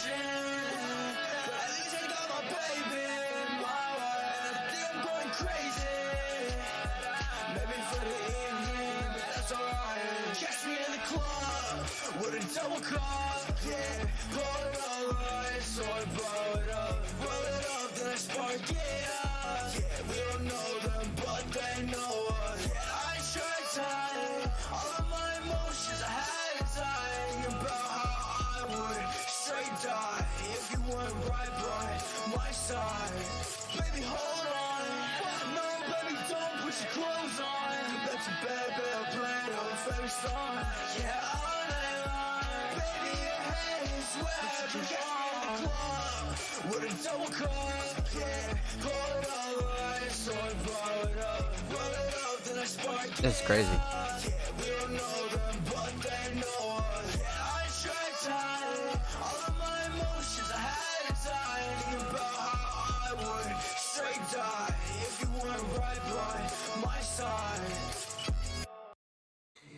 Yeah, like, this is one of those songs, right, where if you're like a first time supporter of Matt Rocks and you're like, holy shit, I love this song, this is one of those songs where you just play it over and over and over and over. It's so funny, dude. This is easily one of those classics that like becomes a classic like long after Matt already like starts getting traction and things like that. And actually getting respect and all of that sort of thing. So I just have a smile on my face, man, because this is awesome. This track is actually something special because, you know, I think I was talking to Heretic about it not too long ago. But before I get into that, let's get into this. Let's talk about three things. We're talking about the instrumental. We're talking about vocals, and we're talking about the overall theme of By My Side. So right off rip, this instrumental is fucking crazy. Matt is an extremely talented producer without a doubt. So this is just Jesus. Perfect Matt Rock sound. Mix is excellent, especially when it comes to Matt's vocals. But like I said, sound selection's awesome. Drums are great. Nothing's clashing, too overbearing. Vocals sit excellent on it. I think Matt sounds best on instrumentals like this. You know what I mean? Where they're like I wouldn't call them like rock beats or anything like that, but they're definitely like alternative kind of rock leaning. You know what I mean? Except with like modern drums and trap drums and just different kinds of drums. You know what I mean? And I feel like Matt sounds so good on these. But instrumental, excellent. Vocals. Let's talk about vocals here. Vocals are actually like it's just because the hook is like obviously the shining star here, right? Like the verse is excellent, but like the hook here is just like wow. And like I'd be drunk if I didn't fucking call that the shining star, without a doubt. So the hook is excellent, but like I said, the vocal mix is awesome. Sits excellent on the beat. And I think, like I said, Matt just sounds best on these sort of sounding instrumentals for sure. But without a doubt, shining star is definitely the hook for sure. Now, in relation to the length, right? Like it's one of those things where like if you play this, you know, you're just gonna play this over and over again, and you're gonna be like, damn, this is so fucking lit. And it's just one of those songs where you like can't wait for like the full version, or like, you know, a remix or this or that to come out. Just like one of those like future classics that like isn't a classic now but will be a classic like in times to come, for sure. But Matt does really well when it comes to this alternative style, and for sure one of my favorite styles when it comes to Matt's music. Um, Sometimes Matt will throw in some curveballs here or there, but By My Side's definitely one of those like staples when it comes to the Matt Rock sound, and he's mighty good at it. So let's talk about the theme here. Aesthetically, perfect, perfect, perfect, perfect. For not only the track title By My Side, this is perfect, but this is like sort of like in line with like Matt's other art styles of that kind of art. Like he has a couple tracks where um they're just in this style, and like now it's like so defining to Matt, because it's just like you don't see that kind of art anymore. And like it's just such a defining art style, and like the fact that somebody's like using it so well and like having such a like a prolific sound like Matt, I think this is like a perfect aesthetic. A perfect aesthetic. Now, the theme of By My Side, I mean, relatively self-explanatory. You know, you could get a lot of things from By My Side, whether it be you're currently by somebody's side, or you want somebody by your side, or you know, regardless of what you do get from this, one thing that demands to be felt is Matt's more so emotion and almost passionate. Not almost passionate, definitely passionate vocals here, without a doubt. Like it just makes them all the better. I feel like Matt's vocals really like make a lot of these songs for me as a listener, and of course as like a first time listener to some of these, because it's like you could have lyrics like these but like not perform them and record them passionately. And I really feel like when Matt is like doing like punch-ins and doing one takes and things like that, like the fact that it's this passionate is so good, because like it's almost like it has to be, right? Because it's just so hard to perform this in like a non-genuine way, and I feel like Matt really nails it when it comes to like making the listener understand where he's coming from, but at the same time also like really letting the listener like interpret it, like lyrics like the way that they want to interpret things. So with that said, this is a really like I wouldn't say really short, but it's like a relatively short banger that's like like you're totally gonna come back and listen to it again and again and again and be like, okay, this is fucking heat. So with that said, huge shout out to Matt Rocks. Thank you for submission, homie. Much motherfucking love. And of course, make sure you follow Matt on SoundCloud. He's approaching 1.610 followers on SoundCloud, 7 away. Go show him some love. And of course, follow Matt Rocks on Twitter at Matt Rocks, approaching 620 on a big old Twitter. Go show him some love, man, for real.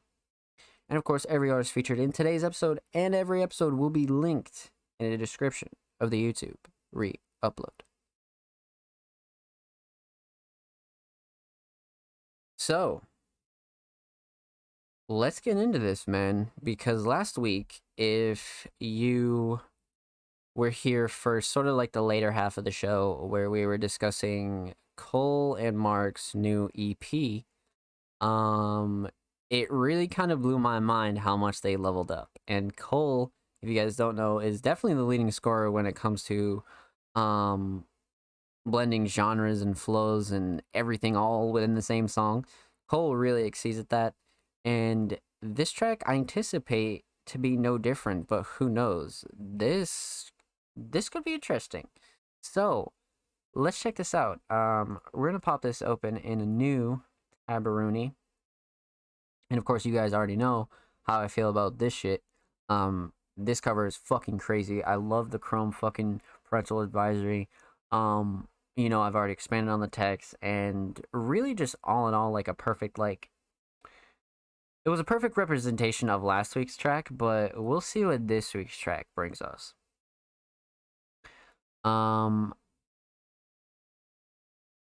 Cold Draw, King Mark. Let's get into it.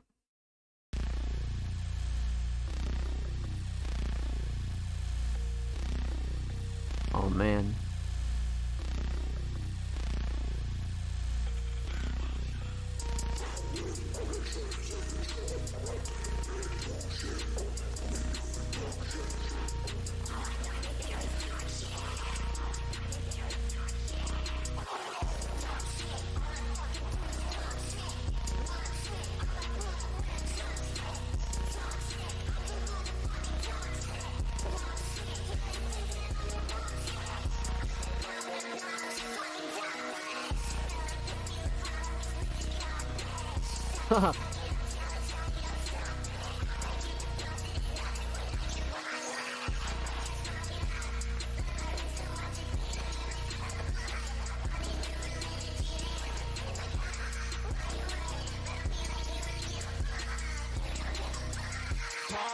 Talk shit, y'all rise, get lit, test strip real quick. Red, all the homies getting mixed, red, double red when I'm out, double sip for a nigga when I'm down.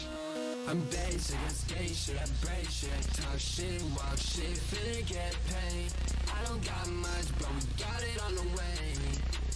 Cause I'm up and it's up every day. I bang shit, I skate shit, I break shit, I talk shit, walk shit, finna get paid.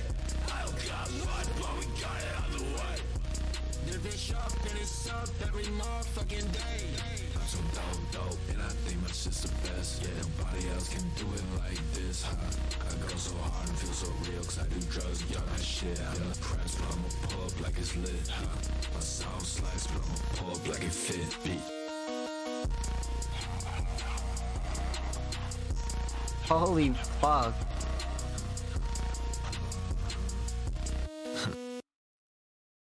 That was fucking okay. There is officially no style that we haven't heard Cole do. I mean, same thing with Mark for that matter, but now Cole is on that checklist too, where it's just like, oh, heavy shit, oh, lo-fi shit, oh, rap shit, oh, other shit, oh, the other shit. Like, both these motherfuckers can do, like, anything. Okay, this was good. This was good. Definitely caught me by surprise. For sure. Okay. This is good stuff. So, you guys know the drill. Let's break this down. We're going to talk about 3 things. We're going to talk about the instrumental, we're going to talk about vocals, and we're going to talk about the overall theme of this track. So, wow. Man, right off rip, I love the instrumental choice purely just because I feel like it's not something that I would have expected both Cole and Mark to be able to, like, spit on. Like, not be able to, but, like, just collectively choose and really, like, be like, yeah, dude, let's fucking pick this. This was definitely a surprise, and I feel like you both fit extremely well on it. Instrumental is mixed excellent. Both of you guys sound really, really good on it. Nothing's clashing too overbearing. Mix is solid. Definitely a very, like, staticky, muddy kind of 808, and it's perfect for an EP called Static. So, I feel like this went right in line with the rest of the sounds that you guys have had on the project so far. I really do feel like this went, like, just, like, right up in the perfect order. So instrumental choice was really good here. Let's talk about vocals. Now, Mark laid such a good foundation because I feel like Mark, we've heard the more heavier styles from Mark here or there, maybe like 1 or 2 tracks at most, but Mark laid a really good foundation for letting Cole really, like, mix however he wants to mix his vocals. So Mark really coming in with, like, a really, like, different pitch mix and like really doing some different vocal shit on here was really top tier and laid a great foundation for Cole. Now, one thing that's a redeeming quality and, like, such a shining star for me when it comes to Mark is the writing. The writing on here is awesome. It actually made me laugh There are like really good like heavy serious bars, and then there's like kind of like, you know, like witty kind of interesting punchlines. Like I feel like Mark really like took the right approach when it came to a more heavier sound here, and didn't really have to dive too deep to like find the right writing for this kind of instrumental. So I feel like Mark did an awesome job with the writing. Um, but definitely Shining Star for me. If not the writing, is for sure the mix. I like the way Mark sounds on this in particular. Very good for an electronic artist. Like as experienced as Mark is. So let's talk about Cole here. Cole really switched it up, and I literally said it. You can go back and clip it. I said, fucking Cole's definitely one of the leading scorers when it comes to blending genres and blending flows and doing it all in the same fucking song. And what did he do in this track? Wow, there were like 4 different kinds of like flows in here where I was like, oh shit, Cole's fucking coming at us diffy, bro. He's coming at us fucking diffy. I was mind blown actually. So huge shout out to Cole, man, for like really following up like a really good foundation from Mark, and like really like keeping up to par with the more like interesting, more like obscure route that Mark took, and really just fucking said, all right, yeah. Like I really feel like there's no style that neither of these two can't do. Like this is why this EP is so good. But at the same time, I feel like these two have progressed so much since the start. Like since like the very time we reviewed either of them on Music Mondays to this very track here and the track we reviewed last week, shit, pretty much all aesthetic. Like these two have progressed so much, and the fact that Cole was able to hit like 4 different flows in here, and Mark just laid down like such a good strong foundation for such a heavy beat. Like when have I ever said like Mark is like more of a like a heavier artist? But if this is like the first song you've ever heard from Mark, you'd be like, oh shit, this is some heavy fucking shit.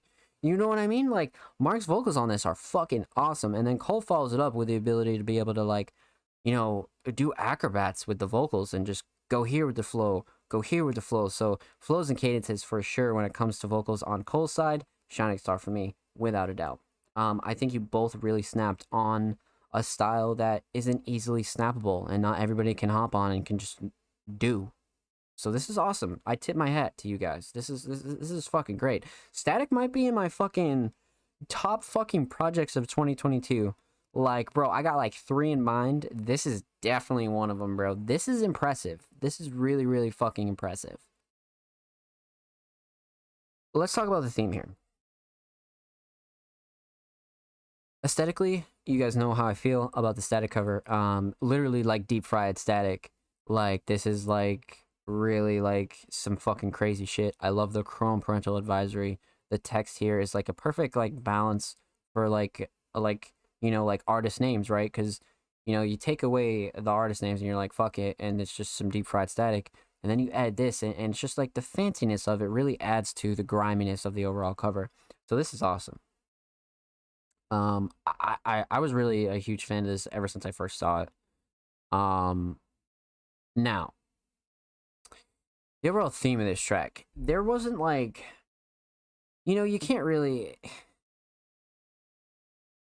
it's not like an overwhelming like obvious theme, but like it's not meant to be either. It's just a heavier kind of track where you can really turn up to this, and if you're like, once again, like at the gym, you're going on a jog, you're gaming, bro, I don't know what you do, anything you need to pump you up, this is one of those tracks you definitely listen to for sure. And all in all, I feel like this is a great addition to the rest of this project because it shows like the wide range of styles that Cole and Mark can do. Like I feel like you two touched down on so many styles on this EP, no? Like somebody has to talk about this. Like this is awesome. Like this is some rare kind of like I just love this body of work from 2 artists that, you know, really came together and like matched each other on like so many different things, whether it's instrumentals, flows, writing. I feel like you guys did a really good duo kind of deal on this, to be honest with you. 100%. 100%. Awesome. Awesome. So if anything, I feel like this really contributed to a lot of the variety on Static. And once again, if anything, this is another reason why you should go listen to Static and go follow Cole on SoundCloud. He's approaching 30 followers. Go show him some love, man. For real. Fuck me. Dropping bangers all the time. Everybody's distributing everywhere, all platforms. Go show these motherfuckers some love, man. And of course, thank you for the submission, Cole. Much motherfucking love. And of course, make sure you follow Cole on Twitter at Cole Gerard. Approaching 20, man. 20 motherfucking followers. Go show Cole some love, for real. And of course, every artist featured in today's episode and every episode will be linked in the description of the YouTube re-upload. And if you're watching on YouTube, subscribe if you haven't already. Huge shout out to everybody who already has. I love you. Thank you, thank you, thank you. We're approaching 60 subscribers. We upload 2 times a week, man. And it really helps the channel grow. It helps these artists grow. It helps them gain more supporters and exposure and really spotlights them. So go sub to our channel. Go show these artists some love. And let's continue. Let's fucking go. You guys are fucking snapping. That Static fucking project is crazy.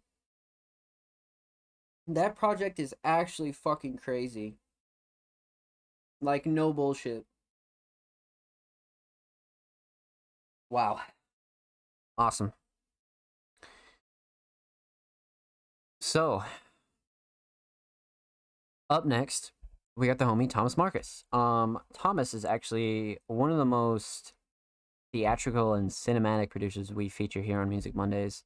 Thomas is just so raw and authentic when it comes to their instrumentals, their guitars, just everything about Thomas and their sounds is just so wide and so cinematic, and it's really excellent to see because it's built on top of a really, like, just another producer that goes in line with Epsono, Kale, so many producers here on Music Mondays that really treat themselves like artists and really release instrumentals on their own and really treat themselves like they deserve to be treated, and that's like an artist. So this week, Thomas submitted a track titled Rond Point.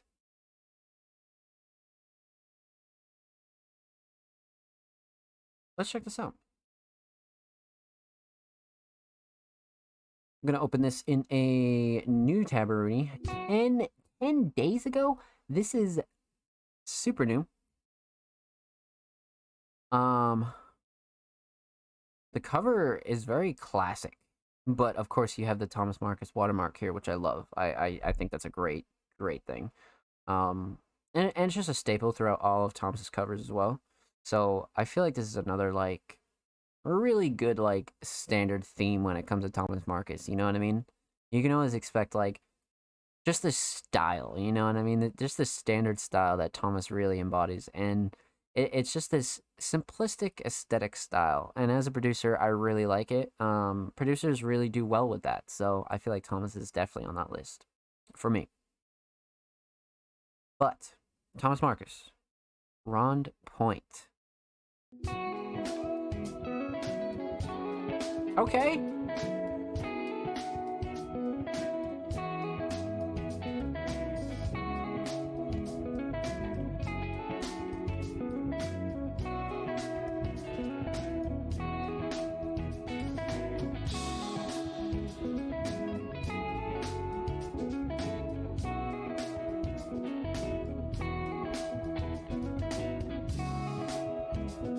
What a bop.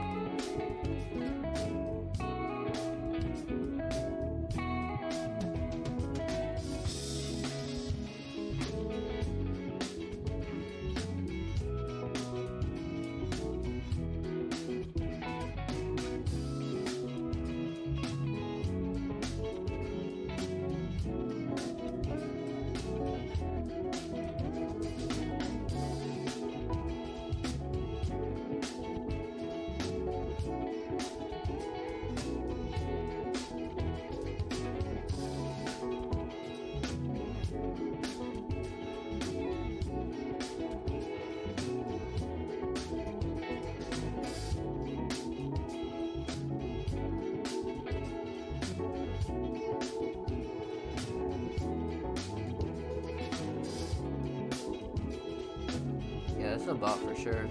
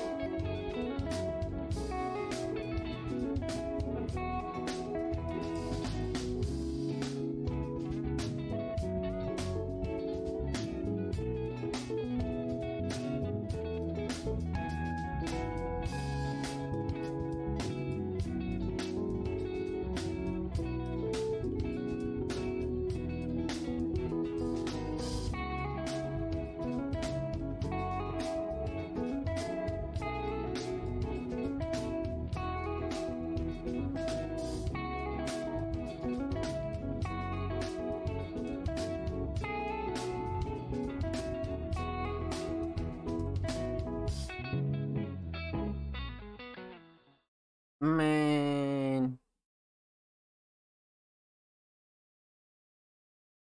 Thomas never ceases to amaze me. Nope, nope, nope, nope.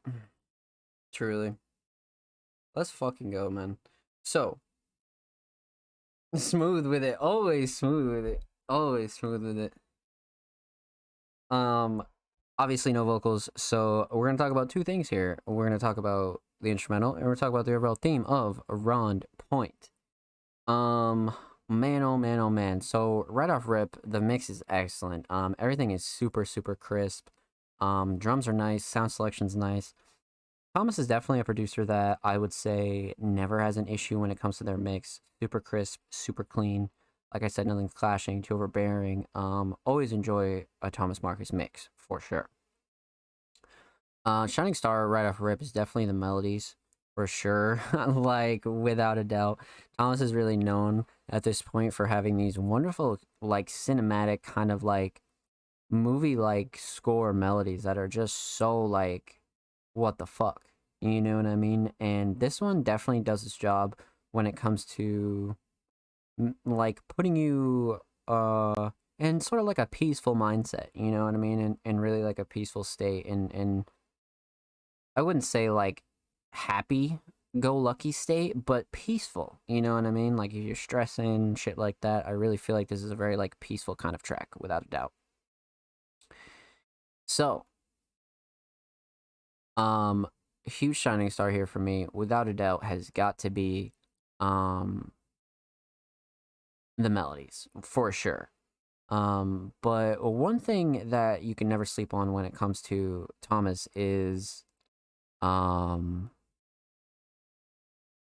the structure. The structure is just something that is just fucking unmatched, because especially when you're talking about just instrumental releases alone, I feel like structure really has to be like on point. Otherwise, beats get really repetitive, and people don't really listen to beats for their repetitions, and like they don't want to like listen to an instrumental that repeats itself. They want to listen to an instrumental that's like looping but doesn't like, it's just not repeating, and it's not very often repetitive, and that's a very fine line, you know what I mean? It's a very fine line, and very like small things create differences in that.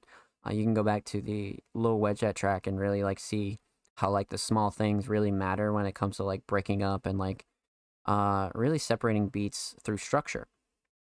And Thomas is definitely an artist that does an excellent job with this for sure. So all in all, Shining Stars, melody, and structure is a huge, huge thing here. Let's talk about the theme. Rond Point. Now, aesthetically, um, it's such an interesting cover, but definitely a very Thomas Marcus cover for sure. It's just one of those covers that's very like, you would expect a Thomas Marcus instrumental to have. It's very simplistic, a very simple color pattern, and all in all, like a good representation of the feeling you get from a Thomas Marcus track, which is simple yet like so detailed and so like passionate. And this is exactly what this image really, really shows here. Is just like simplistic detail. And of course, the Thomas Marcus watermark is always a plus. Now the title Rond Point. If you notice, Cole shared a like a beach emoji in the chat, and it really is like that, you know what I mean? Like Rond Point sounds like one of those places you go where it's like some like hidden fucking beach, and like, you know, nobody goes there or like knows about it, and like you just go out and it's like this crazy ass view. Um this is definitely that kind of melody and definitely that kind of feeling for sure. I feel like Rond Point was like such a like on point title for for the lack of a better term, but definitely an on point title. Um and really like one of the like my favorite things about being a producer is just like naming tracks after like certain feelings or like certain places, or you know, like there are so many like really great qualities of releasing instrumentals on your own, and this is just another one where like Rond Point, and like, you know, this is just the feeling you get from it, and like it's a very specific feeling, but to be able to really craft something like this and really like give it a specific like nailed down name and theme is always awesome. Always awesome. So huge fan of the name, huge fan of the art, and all in all, definitely feels like a very secretive kind of by the water track for sure.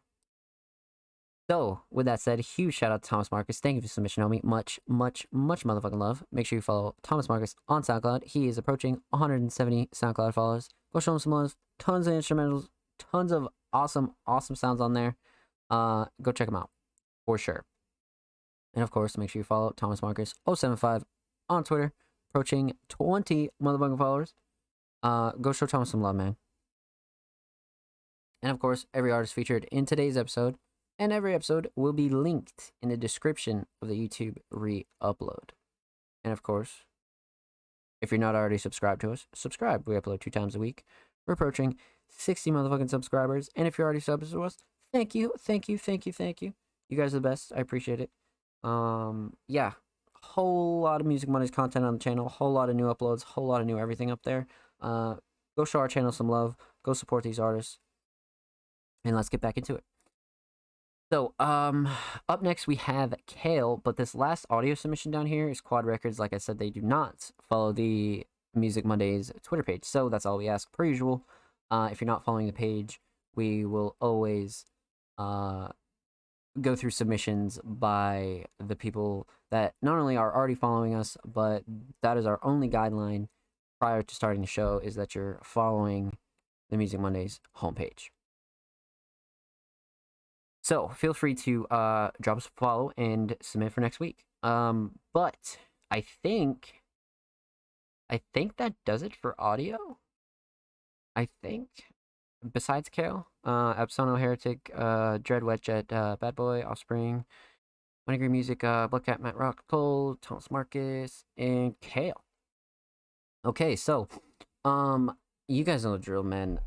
Kale is one of the producers that really like not only like reminded me that like producers aren't like, because like all there is now is like a bunch of producer Twitter motherfuckers that are like don't care about instrumentals and things like that, and like don't care about like being a producer and like having a voice even though you don't do vocals and things like that. But Kale's right in line with Epsono and a whole lot of other producers in the Music Mondays community that treat themselves like artists, even though they don't do vocals and they don't record. And Kale just treats himself truly like an artist, and like every producer should, releases instrumentals, has just this wonderful library of instrumentals, placements, songs, collabs that are just insane.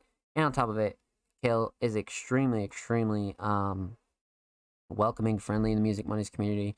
Kale's always extremely active, and just a pleasure to have around the space. So, this week, Kale submitted a track titled How We Used to Be, and the caption is, "Craziest thing to ever happen to me in this music shit," which is pretty wild considering the amount of things that we've seen from Kale. You know what I mean? Like the music videos, the placements, the collabs, the albums. Like we've seen a lot from Kale. So for Kale to say this as the caption is pretty telling. But let's check this out. Now, I believe Kale tagged June, which of course we've totally heard many tracks from, and Dread, which we've definitely heard tracks from.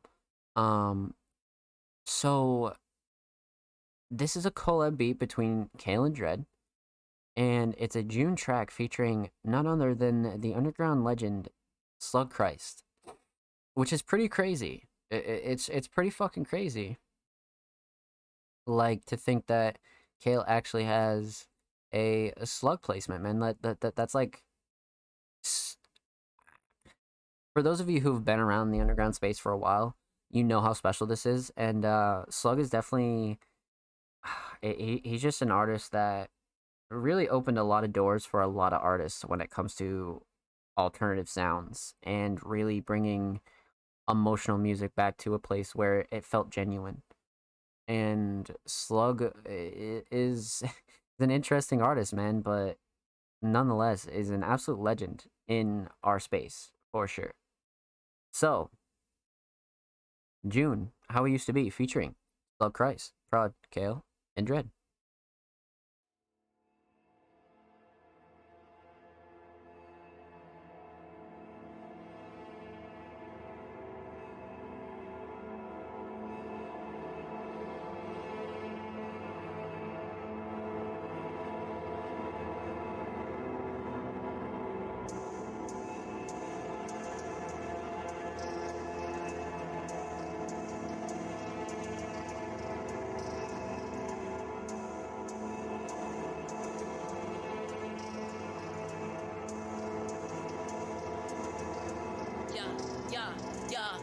Gotta take my time with it now. Can fuck it up like I did every time before. All along, it was me walking out the door. All along, it was sleeping with you more. Gotta do it how I did it back then. Been so damn long, will I remember it? No one's getting touch with fall anymore. Call myself, gotta do it all alone. The duchy, I'm supposed to I'm blind, but it don't do much, it just passes the time. Out of the mud by myself at the climb. Couple of mud pouring up all the time. Me and beat me till I start to rhyme. I'm just a cog that'll break it through time. No, I cannot be replaced, it's a grind. Sluggy, young sluggy gets carried alive. Wow.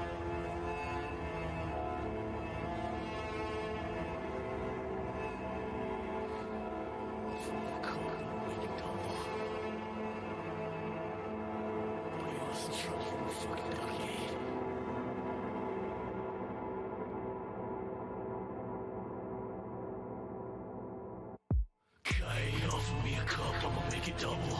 Boy, you want some trouble, I'm a fucking ducky. Bleeding out my belly, bitch, you gave me nothing. I can hear you crying, echoes in the garden. Level up some levels like I'm with the slugger. I can hit your heart and you fucking do it. I can numb your body and you fucking use it. I can hurt you if you wanna fucking prove it. Fucking law. I got 40s on my hip, I can do it small. When I really broke down, I just let you go. When I really tore bad, I just hit the smoke. I got clarity and give me more. Bitch, you took my heart and ran it down the road. How we used to be, it really get me home. How we used to be, it really get me home.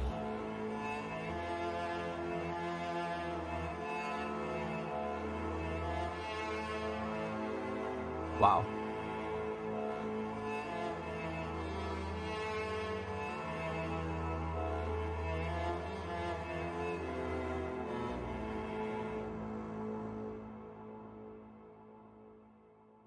What the fuck, man?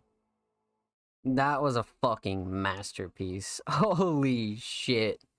That was like, man, what the fuck? That's some rare shit right there. That is some rare fucking shit. Oh, wow, man. This was great. This was fucking great, honestly. Yeah, wow. I'm not even about to talk about this. Let's hop right into this. Epic. Yo, definitely. Definitely. For sure.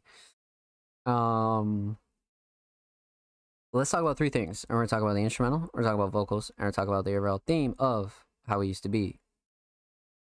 So, man, right off rip, Kale and Dread absolutely fucking killed it. Like, absolutely killed it. Right off rip, this fucking melody is actually insane. This sounds like some shit out of like a war movie, like for sure. Like whatever sound selection was used here was fucking crazy. Like this was wow. Melody might be the shining star, but the structure is excellent too.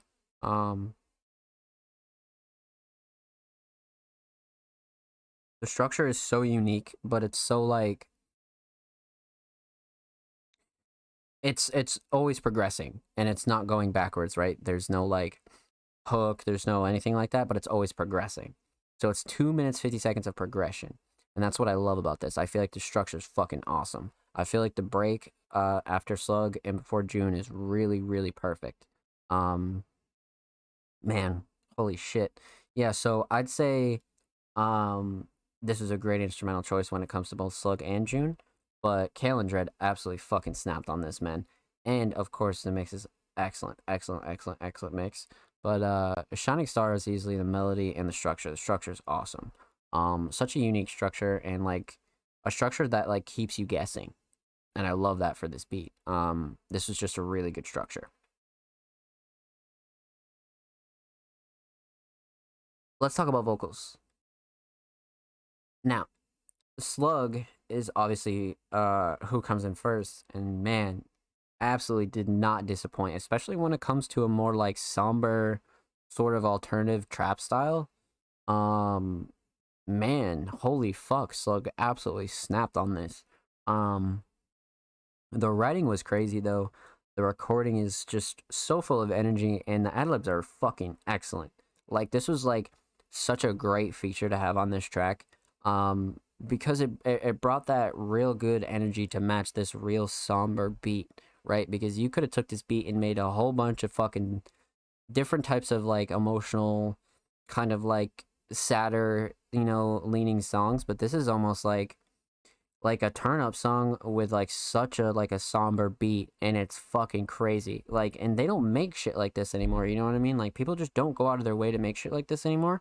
That's why I really like this track. And it's only 2 years old, you know what I mean? So it's really good that this is like still like a defining style for not only Slug but so many artists out there that really just take different approaches to their music.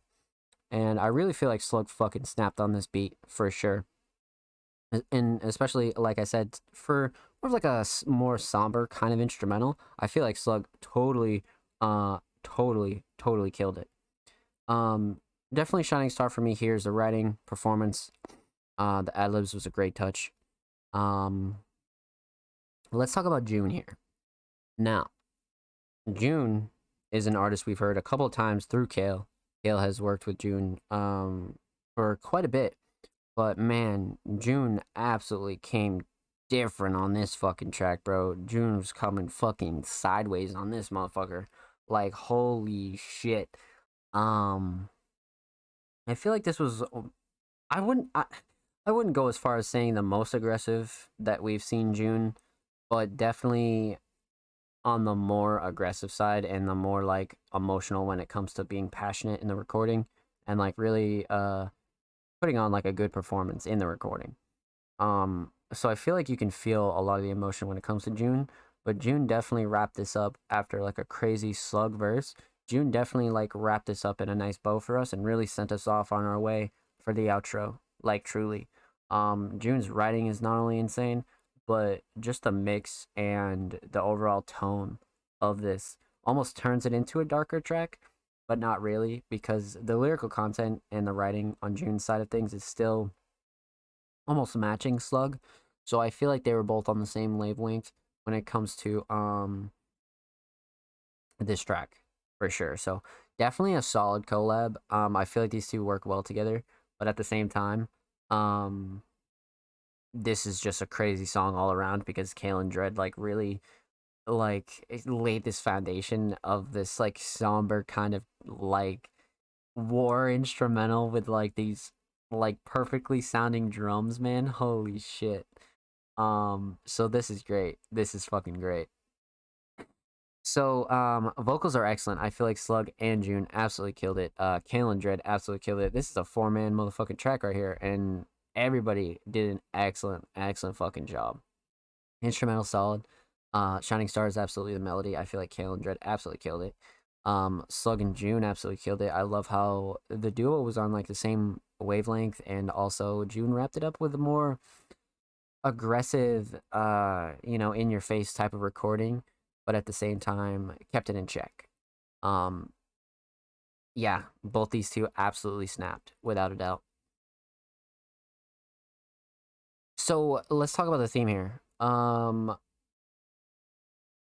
Aesthetically, this is a perfect cover when it comes to June covers and really like what kind of covers June usually does use.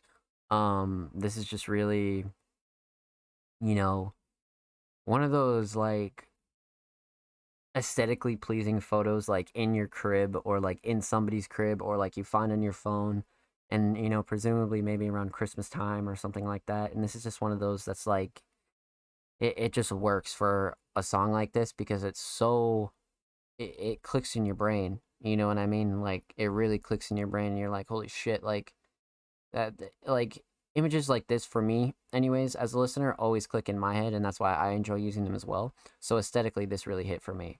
Title's perfect, featuring Sugquise, Prod, Kale Dread. Excellent, excellent title. Um, the overall theme of how we used to be, man. I feel like Slug and June really touched on so many different topics here.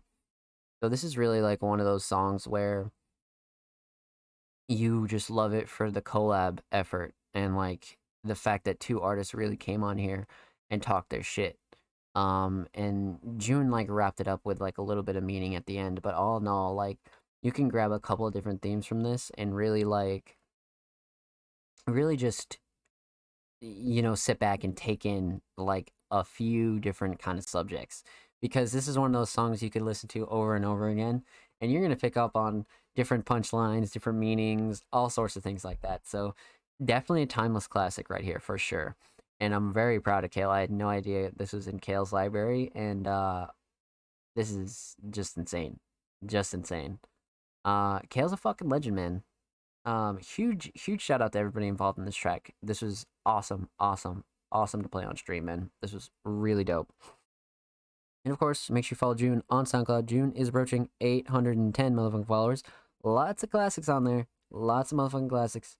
Of course, make sure you follow Kale on Twitter at DadBoyKale. Kale is literally at 650, which is awesome. So go show Kale some love, man. Kale is literally dropping so much music all the time. Kale has a bunch of shit in the library. Kale just recently released an album. Go show him some love, for real. And of course, every artist featured in today's episode and every episode will be linked in the description of the YouTube re-upload.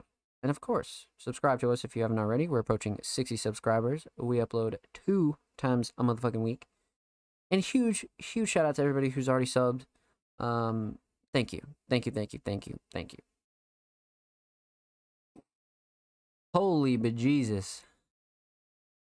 Let's go. Okay, so I will probably take a quick leak, but I think we have went through all of our audio submissions here. I believe we have Offspring and Bloodcat remaining. Yeah, for sure. Okay, this won't be a long break. I just have to go take a leak. As you guys know, I sit here and talk for over 2 hours. Mouth gets dry. You drink water. You gotta go take a leak. What the fuck are you gonna do? So I advise you all, if you're still in here, if anybody's still in here, go take a leak. Go stretch. Go get some snacks. Go do whatever you gotta do. And of course, you're watching on YouTube. Go get up, stretch. And Music Mondays episode 75 will be right back.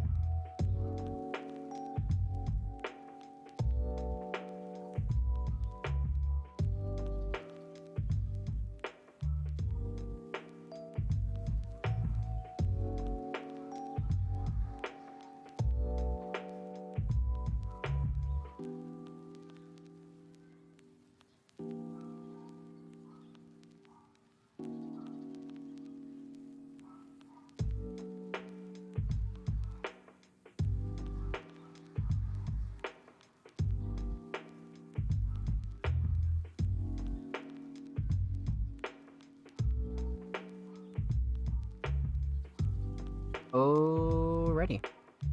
We are back, ladies and gentlemen. What's good? What's good? What's good? What's good? We'll pause that right quick, and we'll continue on with episode 75. So, media submissions. We got through all of our audio submissions. Now it's time to go through our media, man.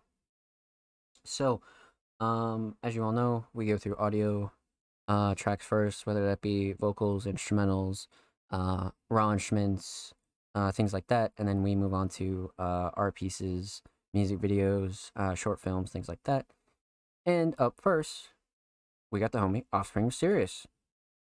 And last week, Offspring concluded Walking Onslaught's Basketball League.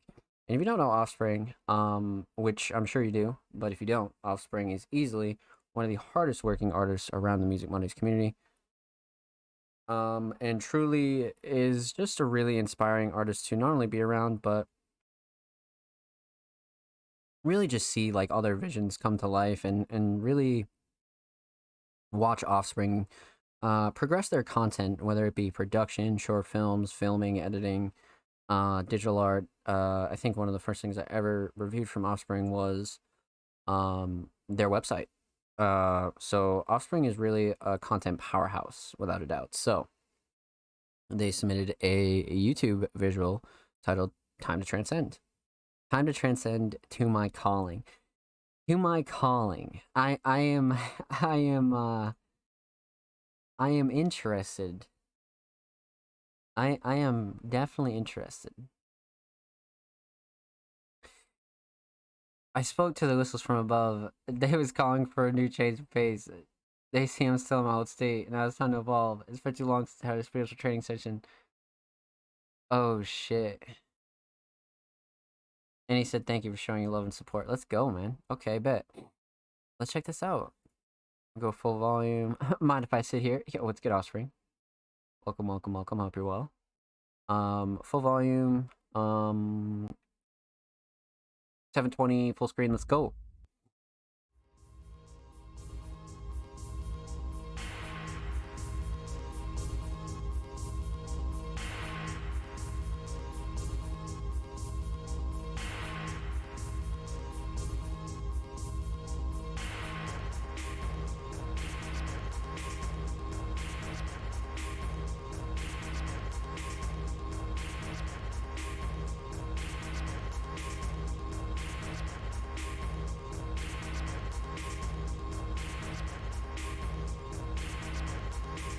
Getting fucking jiggy.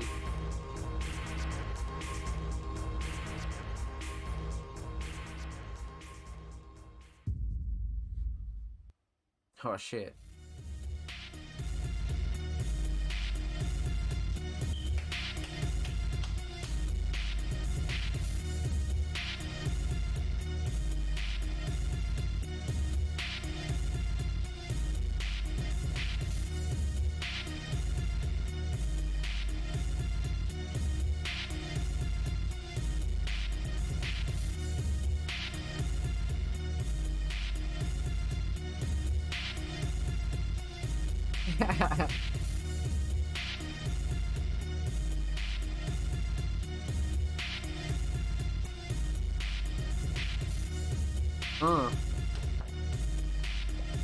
That clip is gold.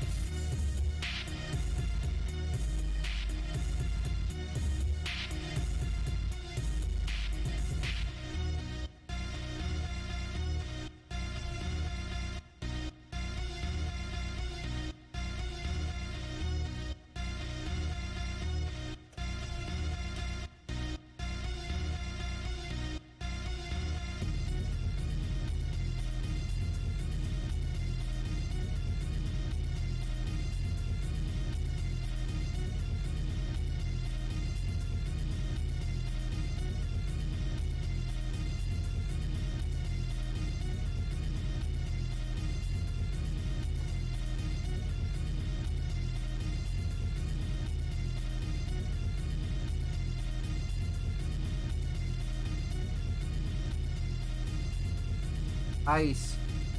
Ice.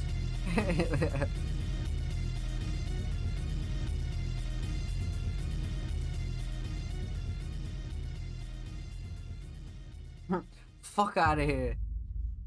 Oh shit. No way. No way.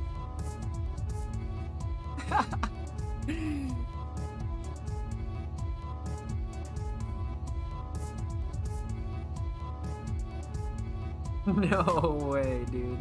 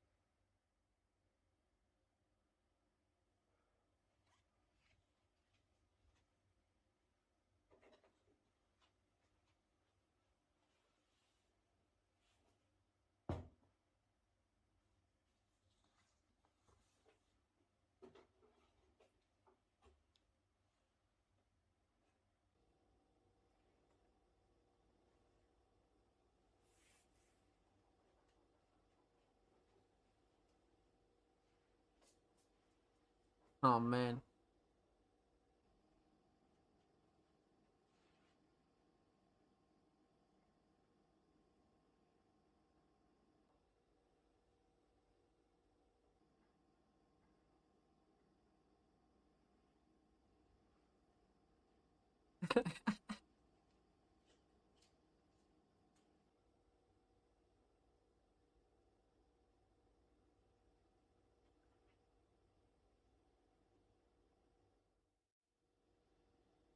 Oh shit.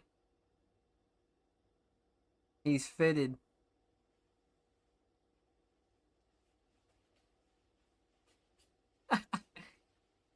Swagged out.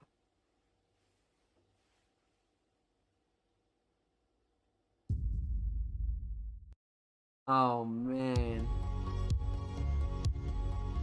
Oh man. Bro, what are we about to get into, man?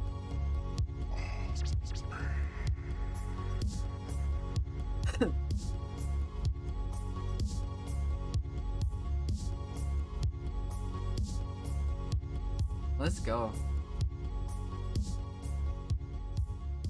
That was great.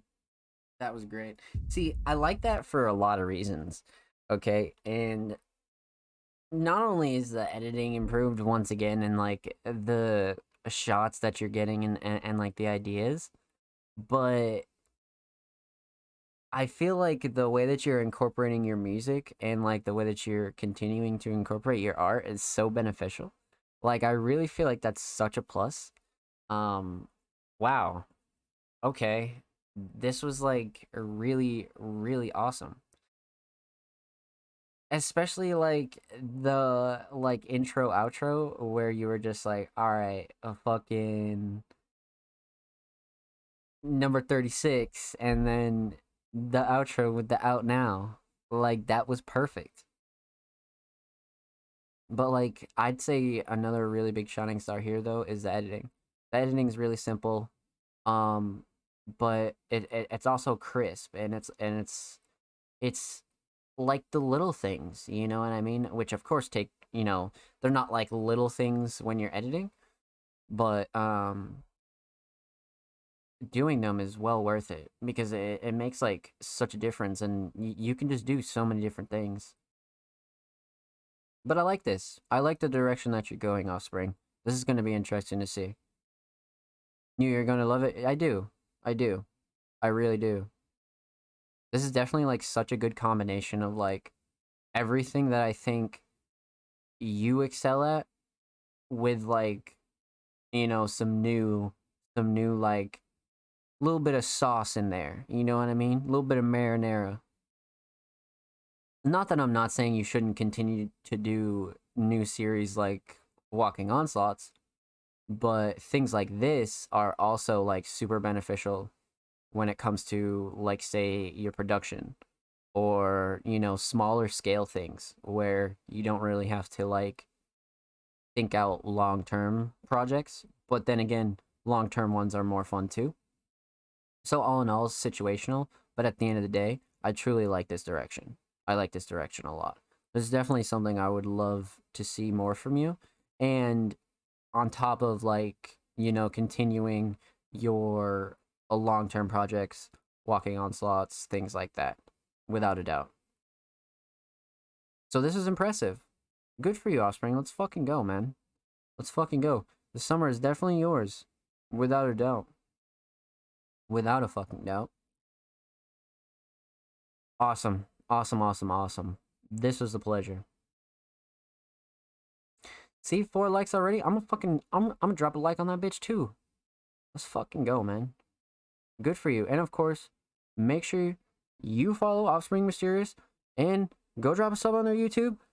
Threw away from 90. I said it last week, and here I am saying it again. Go show some love to Offspring, man. Got a huge combination of music, content, all sorts of stuff coming out.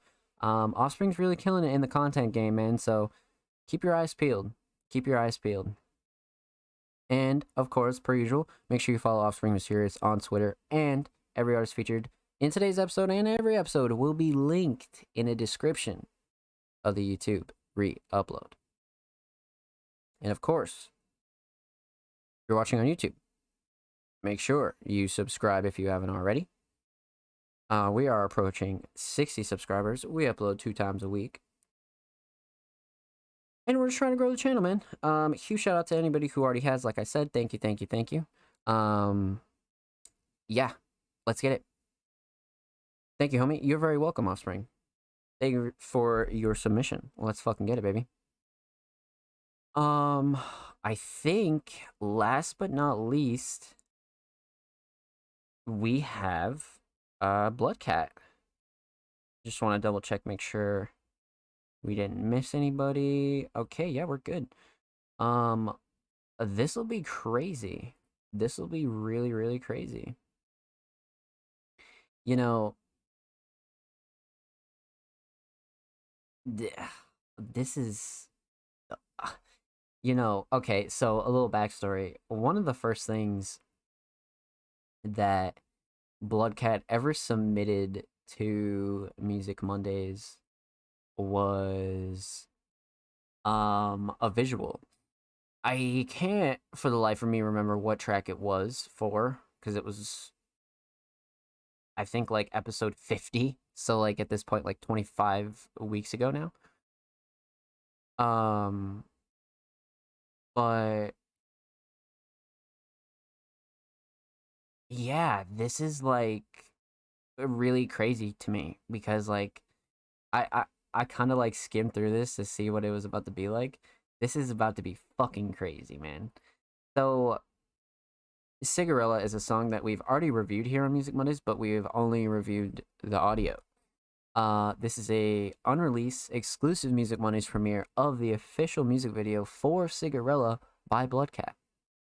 Prod Matt Rocks, directed by Bloodcat. Let's fucking go, man.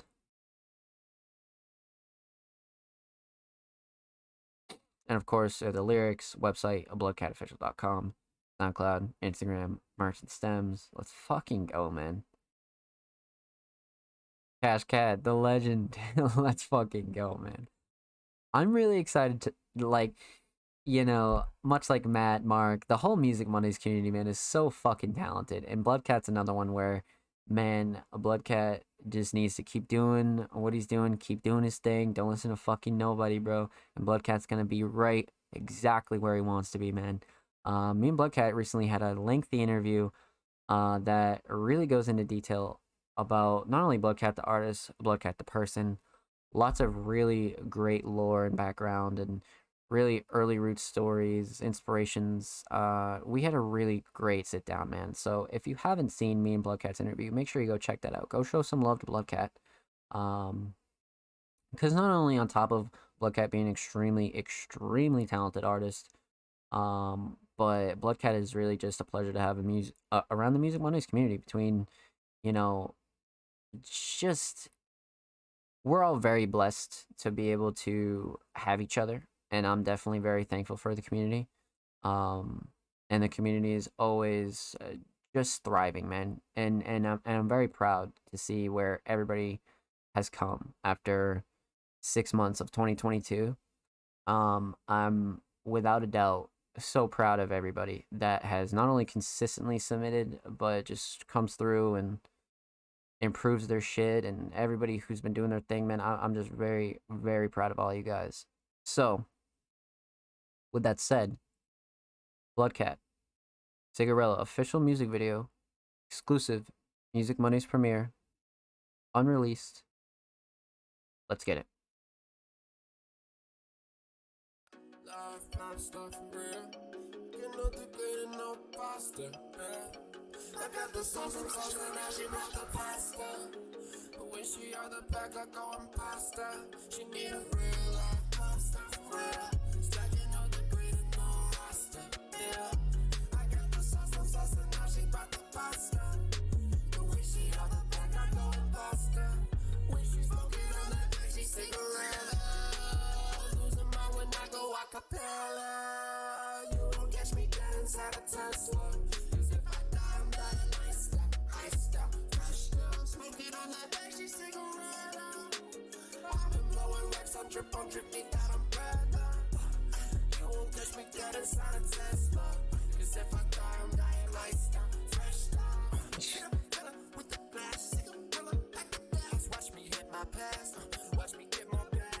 Cigarilla with the glass, cigarilla, pack the gas. Watch me hit my Oh, that was hard. watch me get my bag. Run at the bag, yeah. Shoot it back, yeah. Look at you mad, yeah. You mad at the bag, yeah. Run at the bag, yeah. Shoot you in the bag, yeah. Look at you mad, yeah. Rats and cats and little real life pop stocks and real. Stacking up the green and no rasta, yeah. I got the sauce, I'm saucing now. She brought the pasta. When she out the back, I go and pasta. When she smoking on that bag, she cigarilla. Losing my when I go acapella. You won't catch me dead inside a Tesla. Cause if I die, I'm dying nice style, fresh style. When she smoking on that bag, she cigarilla. I've been blowing racks on drip, need that umbrella. And you won't catch me dead inside a Tesla. Cause if I die, I'm dying nice style, fresh style.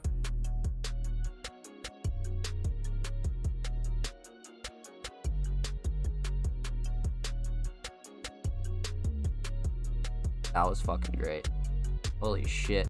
So, man, I can't even begin to tell you guys how crazy this is. Just because, like, this is what, like, my first impression of Bloodcat was, right? Like, was these visuals where they were, like, so insane, but, like, Bloodcat was, like, so unheard of to me.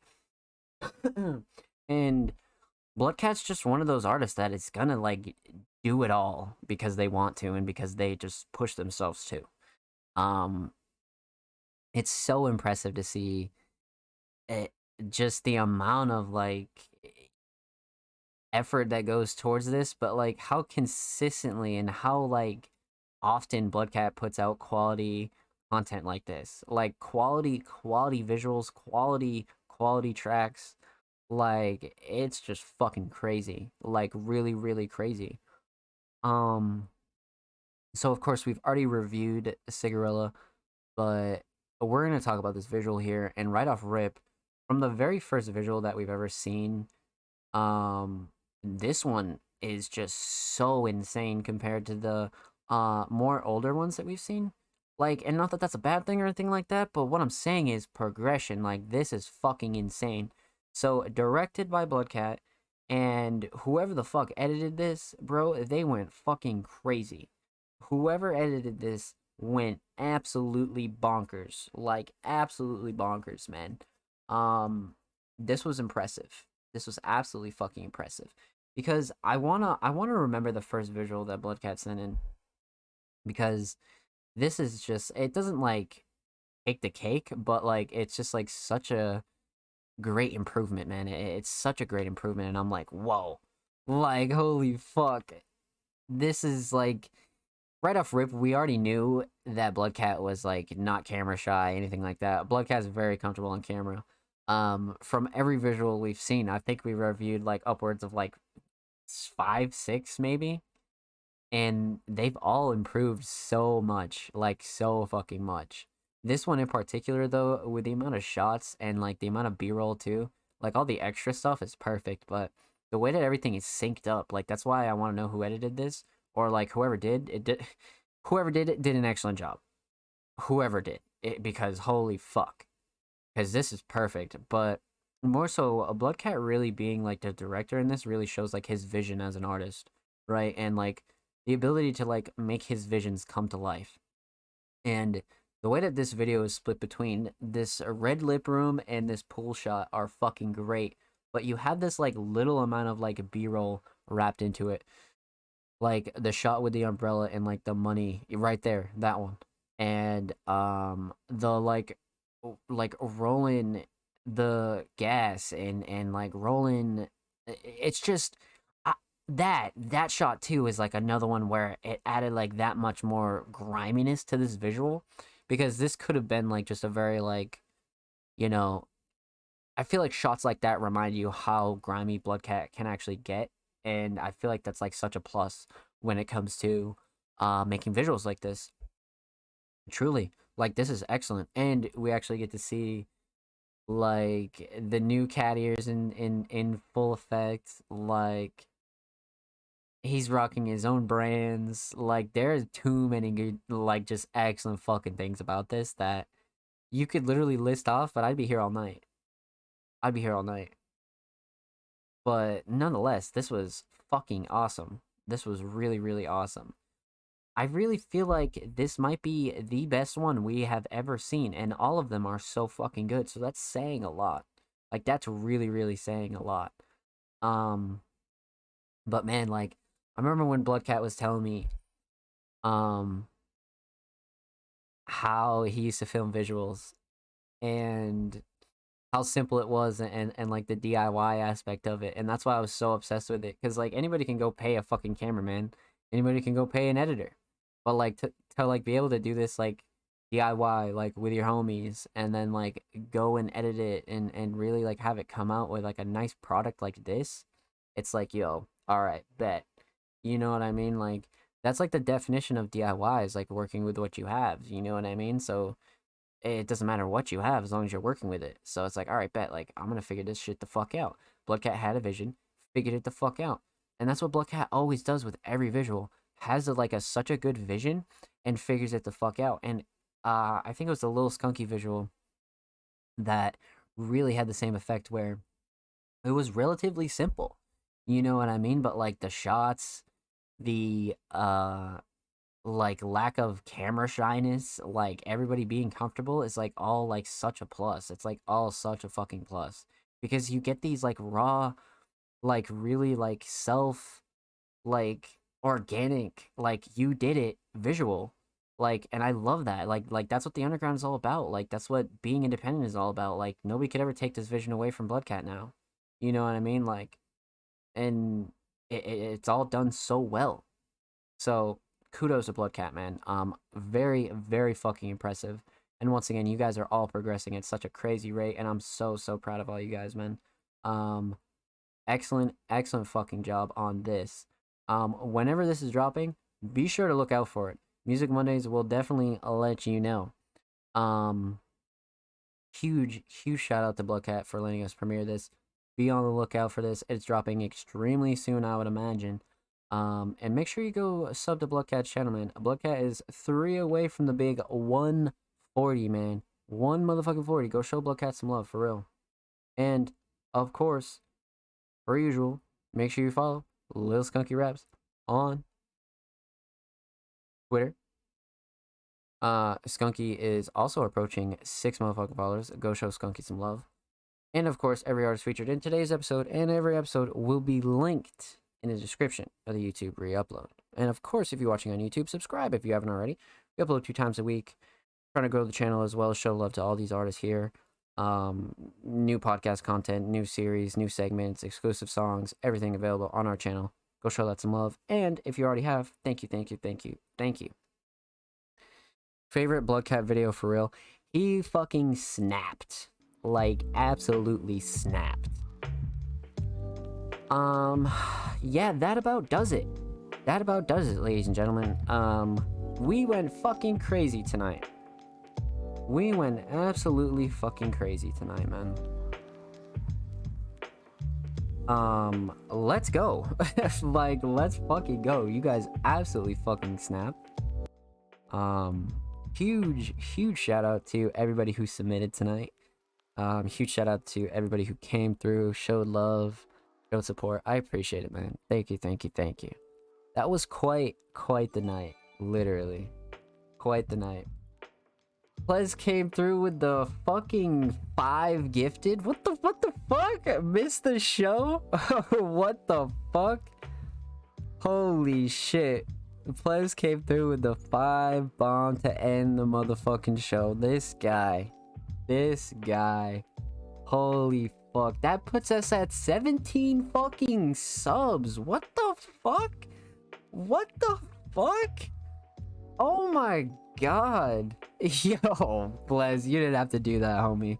Holy shit. You're the fucking man.